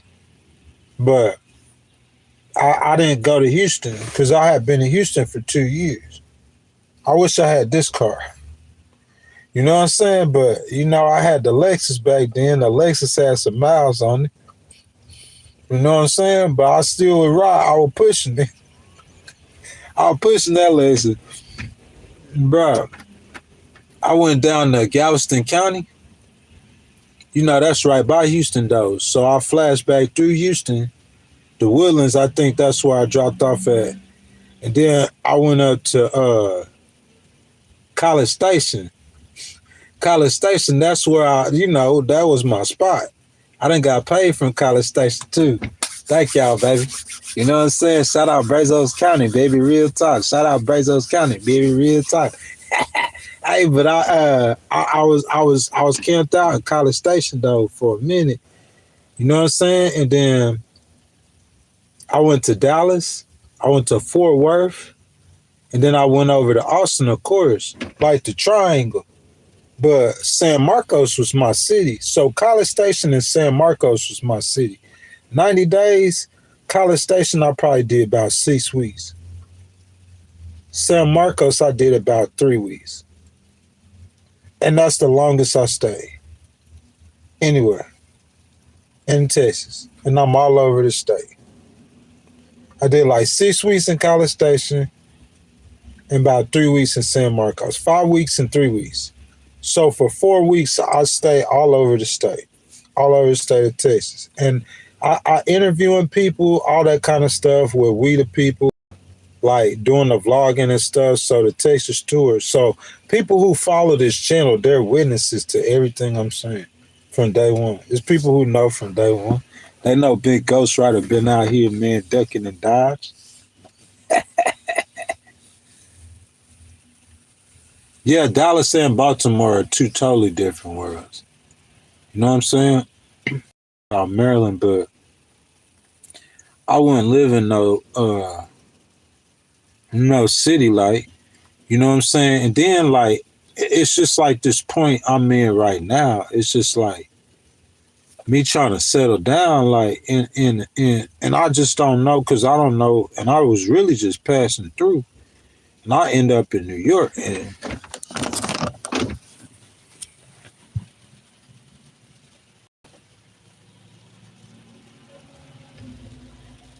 if y'all been on the stream from the whole time, y'all know we were talking about that Air Force dude talking about hypothetically. So when I look at that, I say hypothetically.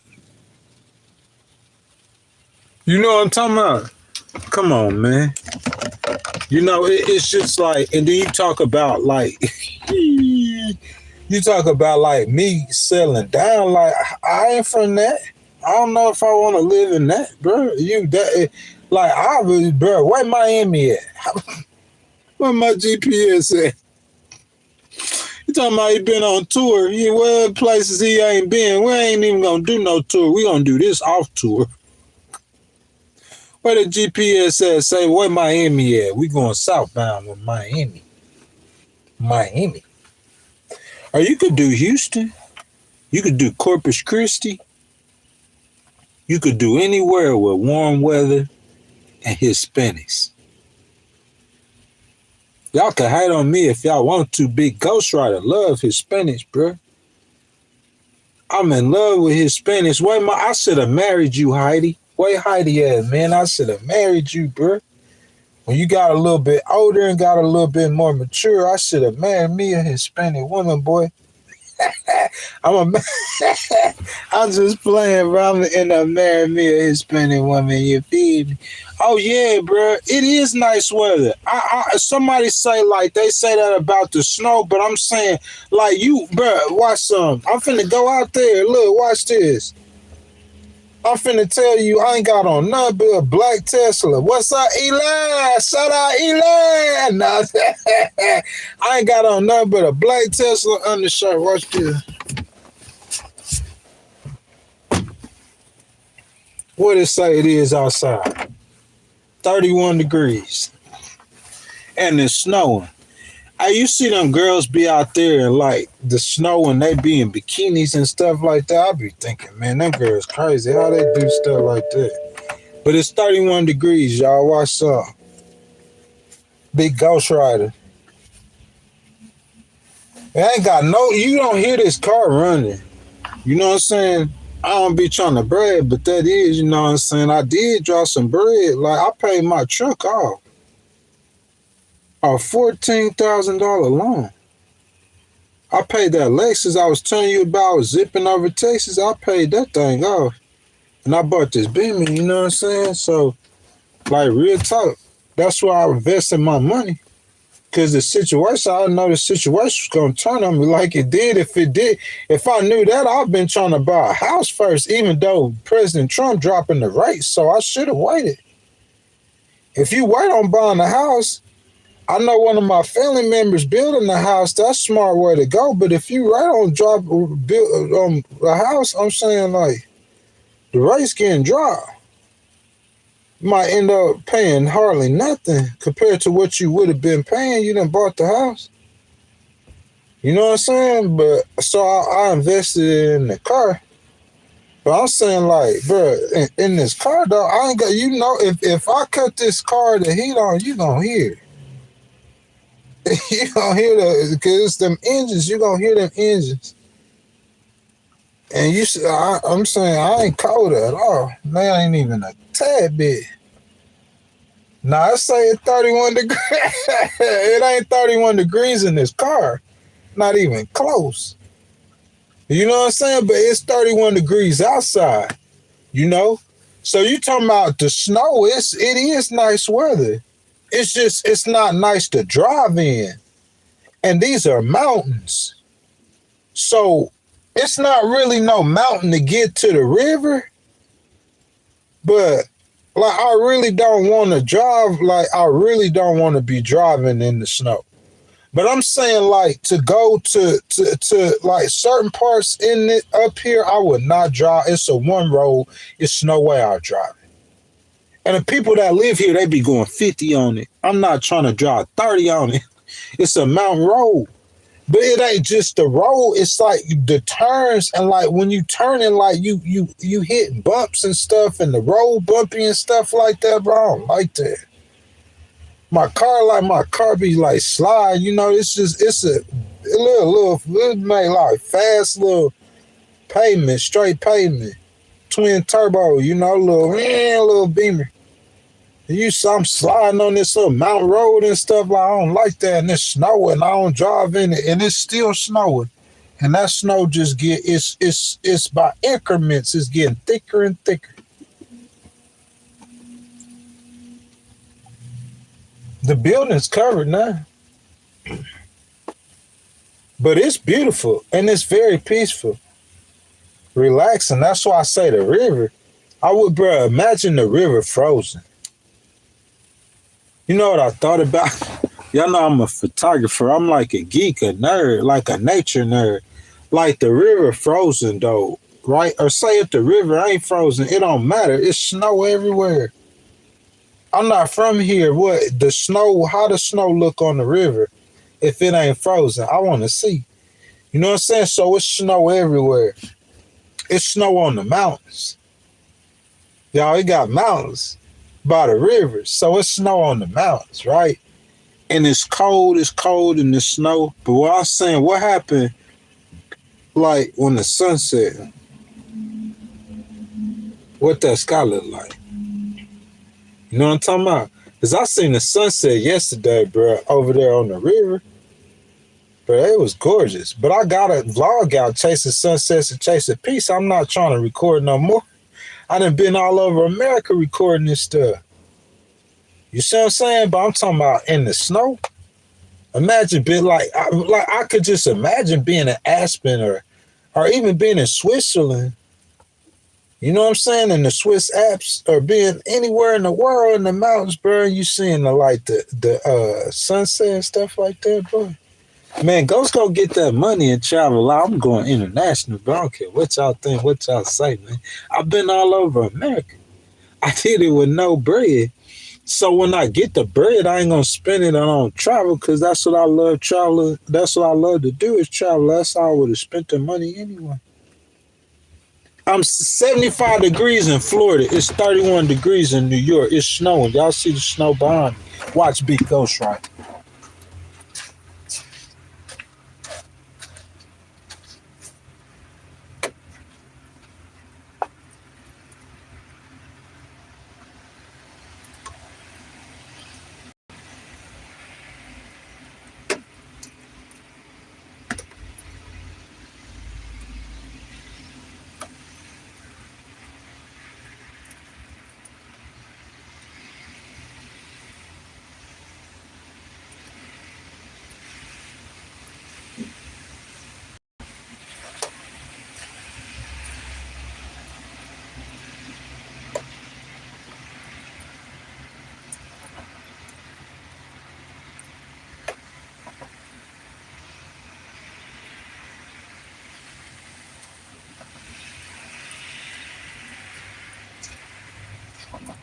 You see the snow, baby?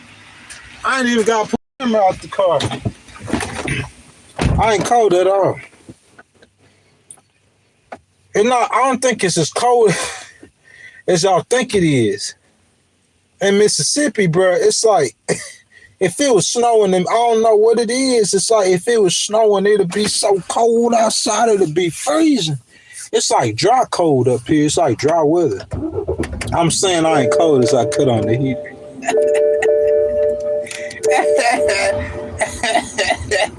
You feel me? Make sure I'm all cozy in here, boy. You feel me? Riding with Ghost Rider, man. We've been streaming for 3 hours and 20 minutes. Academics, I'm putting up your numbers from a BMW. He cozy.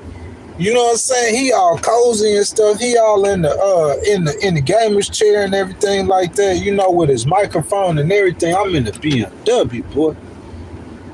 You feel me? Putting up 3.5 hours on this live stream. You know what I'm saying? Doing content and everything. If I could be sharing content right now, I'd be sharing CNN stuff President Trump saying. You know what I'm saying? Or whatever they reporting on CNN right now. He said 31 viewers, yeah, right now. Yeah, bro, I've been streaming for 3.5 hours. We not talking about nothing no more. I'm gonna keep the people in the stream the whole time. They come in here to hear the political content. I actually talk about stuff. Academics do too. But he do the whole 3.5. I don't do my streams like him. You know what I'm saying? I don't have content to talk about 3.5. I'm not worth $30 million from streaming. If I be worth $30 million, it's going to be from something a Miller Ray Legal did. Getting government contracts. Or something a Miller Ray Legal did. It's not going to be nothing from, I doubt it very seriously. It's from Twitch, from YouTube, or what's that thing Aiden Ross on. It's not going to be from that. So I don't look at me streaming. That's why I stream in my car. I don't look at it how Megyn Kelly look at it. She used to make millions of dollars doing what she doing. I don't look at it like Don Lemon look at it. He used to make millions doing what he doing. I don't look at me streaming like none of that. I'm a justice fighter. I'm not just a paralegal. I'm not just a legal person. I'm a justice fighter. You know what I'm saying? It's a difference.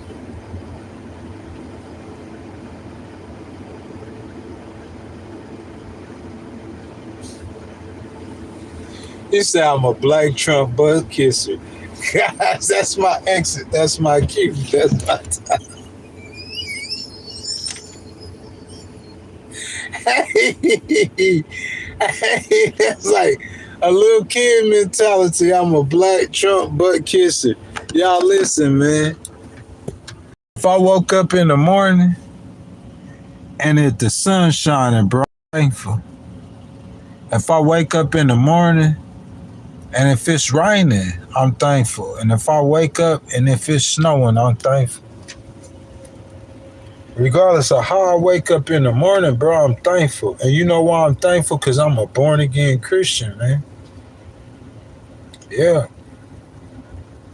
Bro, I believe that Jesus suffered, bled, and died on the cross as payment for our sins, and the blood that Jesus shed washes away our sins. You say, Ghost, what you talking about? I believe that every man that was born of a woman has done something wrong or has done some kind of sin. A sin is basically a spiritual crime. You say, what's spiritual? Like a ghost? The spiritual is the thing that is of things that are unseen. You can't see them. Like love is spiritual. Hope is spiritual. Joy is spiritual. All of these are spiritual things. So that's when I say spiritual, that's what I mean by spiritual things. And I believe Jesus suffered, bled, and died on the cross for you to save your soul from hell. When you do wrong, it's a spiritual thing. It's a spiritual crime. You have to be forgiven for that by God, who is a judge. And there's a spiritual jail that you will go to that I call hell. It all makes perfect sense. Especially for me being a legal person. It makes perfect sense. The Bible is God's law. It's God's law. And God is the judge. The angels are the police, are the executioners of his law. Yeah. The crime that you do on earth is called a sin in God's word. And heaven is when you win, when you judge righteously, and hell is going to jail or paying for your crimes. But no one has to pay for the crimes in the spiritual world. Jesus died on the cross. That's what his death is about. He paid the bill. All you have to do is ask Jesus for forgiveness of the sins you committed. Anybody could do this. The most vile, wretched person on earth could do this right now. They could ask Jesus for forgiveness. Vladimir Putin could ask God. I'm dead serious. to forgive him for his sins, save his soul from hell, he could become a born again Christian. Jesus died for everybody. All he wants you to do is to ask for forgiveness. And he's ready to forgive you. He's ready to save you. He's ready to wash you in the blood. I believe this, man. I believe this is what's wrong with the world, is the world does not have enough Jesus. I believe that with my whole heart. I believe when as a society, as humans, as everything, as anything, once we get back to God,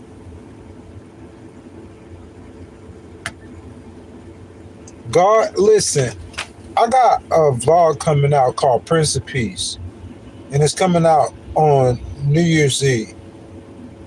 But what I believe is if you live in your life without God, God is a roadmap. It's like you traveling on the road. It's like a traveler who don't know where they're going. You ever got in the car and said, I'm going to drive clean across? I'm from Mississippi. It take a day to drive up here to where I'm at in New York. You got in the car and say, hey, I'm going to just drive to New York, and I don't have no map. You don't know where you going, where you at. I meet travelers, it seemed like they did this. Like, seriously. It seemed like they just got in the car and in their life, they just living life. Making money, going to work. They don't have no map, no road map. It don't make sense. They just going through motions. It's like I talk to them, and it's like they were travelers. I'm gonna do a whole, like, on Sundays to go with Prince of Peace. Right before Prince of Peace, I'm gonna start doing live streams like this. It's like people traveling in life. They don't have no direction. They don't have no map. You could tell how they live. Well, God give you a direction. God is the map. The Bible is a road map. It's a rule book. It tell you how to live. Jesus tell you how to live. All of this is the stuff that tells you how to live. And so the people without Jesus, okay, you know the law and what's right and what's wrong. I'm saying, what happened when you die? How all of this makes sense? Like, I could go on and on and on. You don't have no kind of roadmap. You don't have no nothing. You just out there. Just out there. Just trying to make money. I want to make as much money as I can. But when you die, what happens? I think every human being, they have to think about, look, if when you die, everybody was sure that nothing would happen.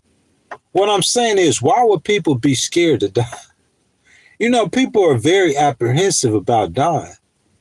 I'm talking about people everywhere. People who have never heard about Jesus. It's just in you to be apprehensive. So people are apprehensive. Why are you apprehensive about dying?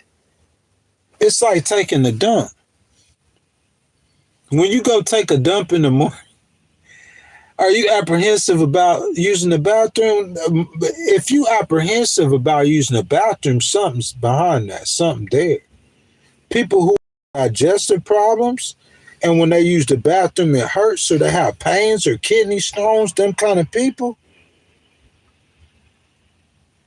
them people might be apprehensive about, some old people might be apprehensive about using the bathroom. But the average person isn't. You don't think nothing about it. You just go use the bathroom. That's what I'm saying. Like, dying is so routine. Every human being dies. Dying is so routine that every single human being does it, like being born. But people are so apprehensive about dying. Why are people so apprehensive about dying? They scared to die. Something inside of you that knows that this ain't the end. Something inside of you know that it ain't over, bro, when you close your eyes. It's not going to be over. God gave you a preview of it. He call it sleeping. Read your Bible. Read your scriptures. I'll pull it up on my computer if you need me to. He call it sleep. Moses did what? Did God said Moses died and was buried and went to heaven where his father? No, Bible said Moses slept with his fathers. God was talking about he died. God didn't even call it death whenever a Christian died. God called it sleep, and they going to sleep. I'm saying I trust and believe God in everything in my life, so why this wouldn't be true? But that's what God called it. He called it sleeping. Abraham slept with his fathers. What God mean he slept with his father? Oh, he's sleeping over there where his father, yeah, he dead. God said he ain't dead, he's sleeping.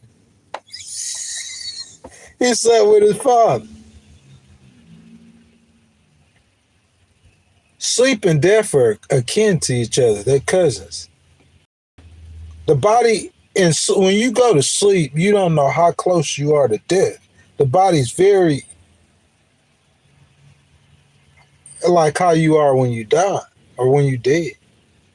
And when you go to sleep, there's times when you are conscious.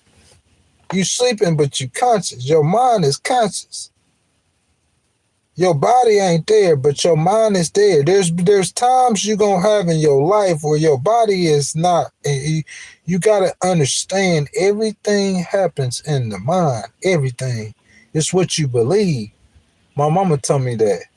It's what you believe. Everything happens in your mind. Everything is in your mind. We get so focused on what we can see. Look at the snow. It's getting thick. Can y'all see it? It's getting thick out there, y'all. You know what I'm saying? We get so focused on what we can see. Everything focused on what we can see.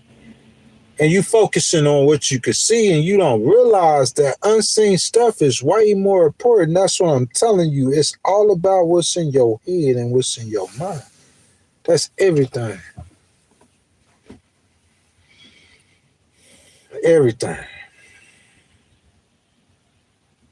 So, man, I just say, man, I don't know. Just believe in God. Ask for forgiveness, and you shall be saved. Because you're going to live. You're gonna be conscious. Whenever you die, say if you get shot, you just walking down the street, pow, your head, boom, you gone. JFK, you out of here. You going to be conscious in another place. Conscience. Do you realize that? You say, what, Ghost? You gonna, nah, your body, you dead. Your body, you dead. You just got shot, you dead. Your consciousness is going to wake up in another place. And that's why I explain that. Just like when you go to sleep at nighttime, or not sleep, you dream before. Like have you dreamed before? Your consciousness can exist without your body. That's a little too deep for some people. But your consciousness can go back and study. Go study like philosophers, Aristotle and Plato and all them. Go study. Your consciousness can exist without your body. What I'm saying is not that extreme. It's just too deep for you. This is in secular man stuff too. It's not just in scripture. This is in man stuff too. It's just too deep for you to find the truth. But I'm a truth person. Your consciousness can exist without your body. I don't see how a body can exist without consciousness. But consciousness can exist without the body. Your soul will live forever. In heaven or in hell. That's facts. Not too many people out here telling you that. Straight truth. Your soul will live forever in heaven and hell. You could call it an extreme religion, whatever. Why are you scared to die? If you just ceasing to exist, why are you so scared to die? People be scared to die. Even when people kill themselves, they scared to die. Something just drive them to the point to where they just can't live no more. So they just trying to prove a point and do something stupid, and then they wake up in hell. Yeah, torments. It's like you in a dream world, but it's not a dream. You're not never waking up. You know that. And you in that world. And it's not no place of happiness. Or you could get a place to have, you could close your eyes and it could be everything more. The Bible says more than the eyes have ever seen, ears have ever heard. When you close your eyes, it could be that. For the final time, you dying now. It could be eyes have ever seen, ears have never heard, angels waiting for you. But you got to accept Jesus to get that. If not, it ain't no telling what's on that other side. What they call it in the Greek, Hades. I don't care if you call it Hades, if you call it hell, I don't care what you call it. I don't want to die without Jesus. That's what I call it. I don't want to run the risk. Jesus is my insurance policy because I know I'm not a good dude. So whatever on the other side, how I see it is, you know what I'm saying? I know I ain't going to be good enough to make it in. I see, I'm going to tell you the truth. You know what I'm saying? I look, some people believe in Buddha. Buddha ain't never said he died to save nobody's soul from hell. So why I'm going to believe in Buddha? You going to stand before God, God say hi, and you say Buddha. But Buddha ain't never said he died to save nobody's soul from hell. So how Buddha gonna save you? Oh, Buddha made you do good works and you followed teachings like Jesus, like Jesus taught, basically the same kind of stuff. But Buddha ain't never said he was gonna save you. Hare Krishna never said he was gonna. I never heard Muhammad, the Muslims. Did Muhammad ever say he died for somebody's sins? I never heard Muhammad say he's died for nobody's sins. So y'all praying to all these other prophets and gods or whoever you praying to, the only one I ever heard say he died for somebody's sins was Jesus Christ. That's the only one I ever heard say. Just like when all the world was saying that there's different religions they believe in, what's it called? Monotheism or whatever? Y'all, whatever, you know what I'm talking about. They got multiple religions. They believe in multiple gods. The Hebrews believed in one God the whole time. The Hebrews never changed their story. Jehovah Jireh. You talk about the New Testament, the Torah. You talk how old the Torah is. I'm talking about them first 5 books in the Bible that were written by Moses. How old that book is. That's like the first literature in some of the first literature, it's the first literature in human history. And it's still relevant today. And the whole time the Chinese was saying there was 1,000 gods, this culture, every culture was saying it was a trillion gods. And the Hebrews was the only ones who always said it was one God. They never changed their story. Because it's true. They the only ones got the truth. And the God that the Hebrews said, there was a man that came named Jesus who claimed to be his son. And this Jesus character said he died on the cross as a sacrifice for the sins of the world. He committed doing miracles and everything while he was here. I believe in Jesus. That's my decision. That's my choice. Buddha ain't never died for he can't die for me. Buddha can't save me. He ain't say Muhammad didn't never say he could save me. The Muslims and the Jews are still waiting on the Savior. That's why they gonna believe in the Antichrist, because they thinking that that's gonna be the Savior, but he gonna really be the devil. It's gonna be the end. When the devil, God gonna give the devil a chance to reign. And his seed gonna be the Antichrist. He gonna try to put like Jesus with good. He gonna try like God with Jesus. Devil always mimicking God. And the Antichrist, so the Muslims and the Jews gonna be bowing to him like he God. They gonna think he's the Savior. Jesus was the Savior. Jesus then came and he gone. He done died, and the Christians worshiping him. The Jews and the Muslims, they still live in the ancient times, literally. They over there waiting. The Jews, y'all just as ancient as the Muslims. Y'all just as wrong as the Muslims because Jesus is the Savior. But the Jews and the Muslims, they still live in the ancient times over there waiting on the Savior. And Jesus already came, died, and everything, back in heaven and everything. And they still waiting on the Savior. So when the Antichrist come, they going to think he the Savior.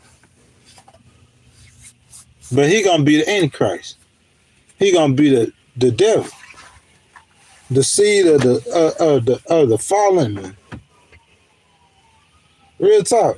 Ghost know what he talking about. I know a lot of stuff. Whole lot of stuff. Deceiving the nations. He ain't gonna deceive Ghost. I see a man, he out here throwing salt on the road. I hear the police down the street. Y'all just heard the ambulance. You gonna be hearing, there go the paramedics. Straight up. Slow down, sir. Don't get in no wreck now. Going to help the people. I love anybody help the people. The medical field helps the people. That's why I love the medical field. You hear him, bro. They out there driving. Some of y'all, the people in New York, some people, y'all just sitting up in y'all house all cozy. And you see people out here working, though. See people out here shopping. They ain't studying this little bitty old snow. You feel me? And then you got big ghostwriter. I'm up in here with y'all.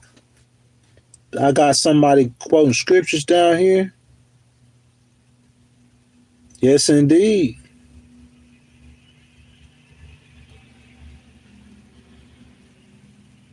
Somebody said Buddhist religion is older. Jesus ain't about a religion. And it don't matter if Buddhism is older. Buddha never says that he died on the cross for nobody's sins. Why would I die trusting in Buddha? I'm saying all of the people you put on the table, Buddha, Muhammad, Jesus, all of them you put on the table. Jesus is the only one said he died for somebody's sins. Ain't none of them, the rest of them said that.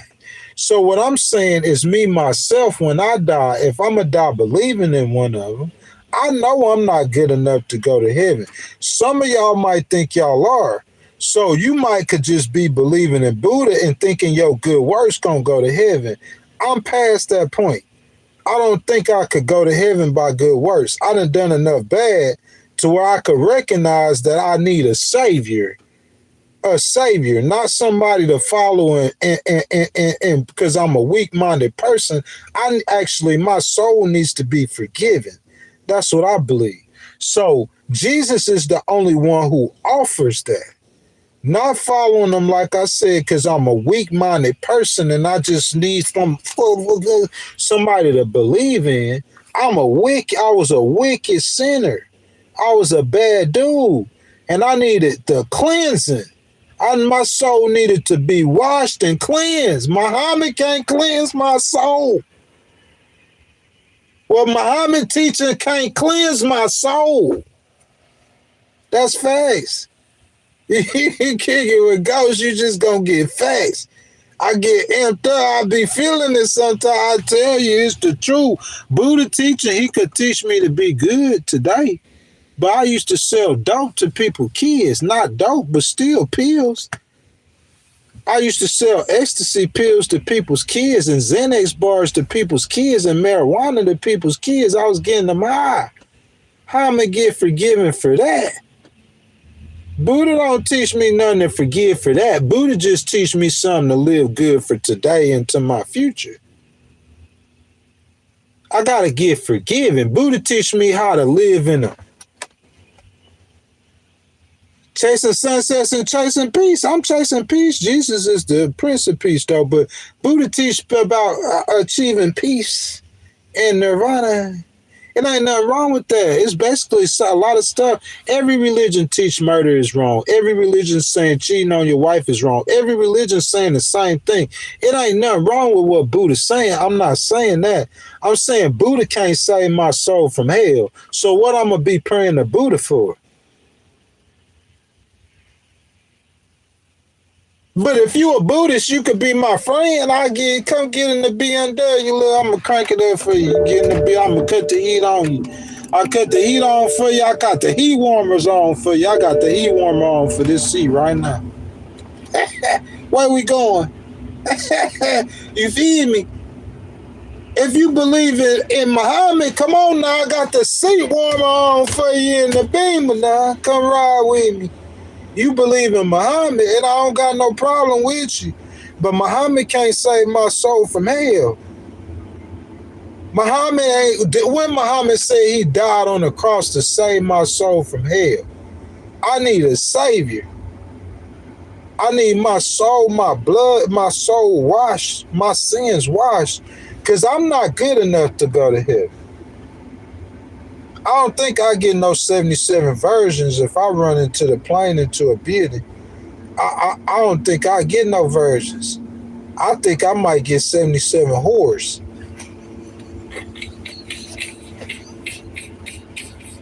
I don't want 77. Lord, I feel like I'd have had 200 and some whores.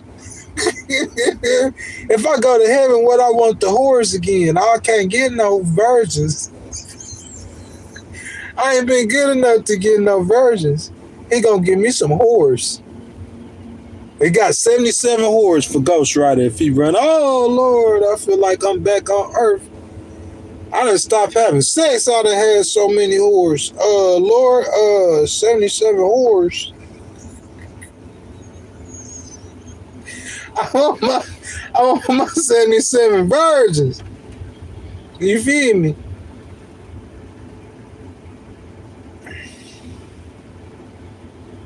You said prove my silly belief. I don't have to prove it. It's faith. You just believe in Jesus or you don't.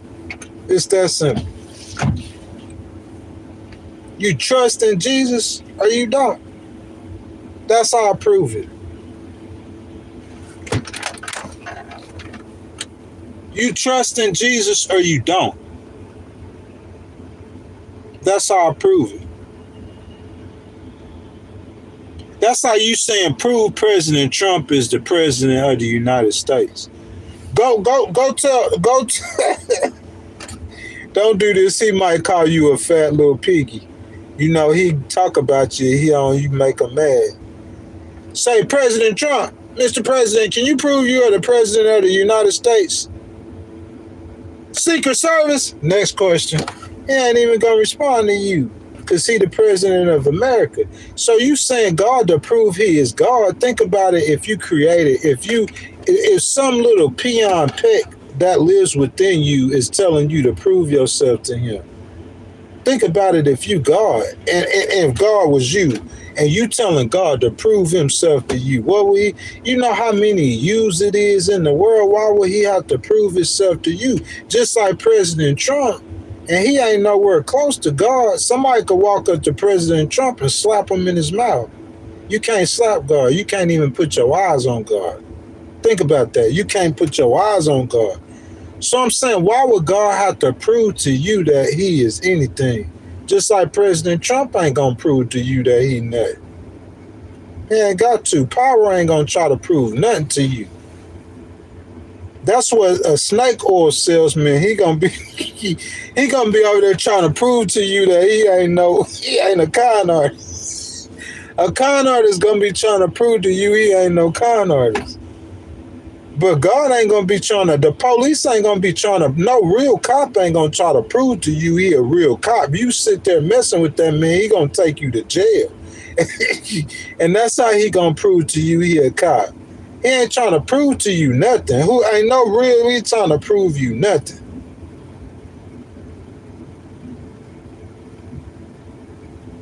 My man over here shoveling snow, y'all. Let me get out the way. Let my boy come over here and shovel this snow. You know what I'm saying? Y'all are witnessing Ghost Rider driving in the snow. Look, this ain't riding with Ghost Rider. This driving in the snow with Ghost Rider. But thank the Lord, you know what I'm saying? I got a 4-wheel drive. You know what I'm saying? Come on, my boy. These boys out here, they just living, boy. These boys running across the street. Don't run across the street on me when I'm driving in the snow. People backing up on me and I'm driving in the snow. Golly, man. You know, let me put my seatbelt on. You know, this Ghost Rider, y'all riding with Ghost Rider, driving in the snow with Ghost Rider, man. Don't back up on me when I'm driving in the snow, man. God dang, people backing up on me, riding up on me, man. Chill out, man. Let your boy like try to get a little snow turns in. You know what I'm saying? They put ice and stuff on the streets and stuff, man. You know what I'm saying? Like, bro, my car I ain't gonna even lie, my car feel like it's driving so smooth. It feel like it's driving better in this little bit of snow than it probably drive when it's not snowing. Real talk. But I don't like that though. Like my rotors and stuff. But driving on a mountain, bro, I'm talking about you gotta climb that mountain to get up that. You gotta climb to get up that mountain. I don't like that, man. I don't like the idea of that. Y'all, we've been streaming for about 4 hours, y'all. It's about 10 o'clock. I really got some phone calls that I really need to make. It's just out here with this stuff going on. Come on, man. Running stop signs and stuff. These just stupid. You know what I'm saying? Like, dude, there's people like that getting in wrecks. I don't know, man. People just stay minds. You know what I'm saying? They just stay minds, bro. It's like he don't even know, or he might be out here trying to do donuts in the snow. It might be a young person. He out here doing donuts in the snow. He gonna be that person in Walmart. Dummy gonna be, we gonna come over here. We gonna find a dude. He gonna be parked in the Walmart pharmacy thing. But I'm talking about it's straight white out here, boy. Like I can't see, man. It's like everything is white, bro.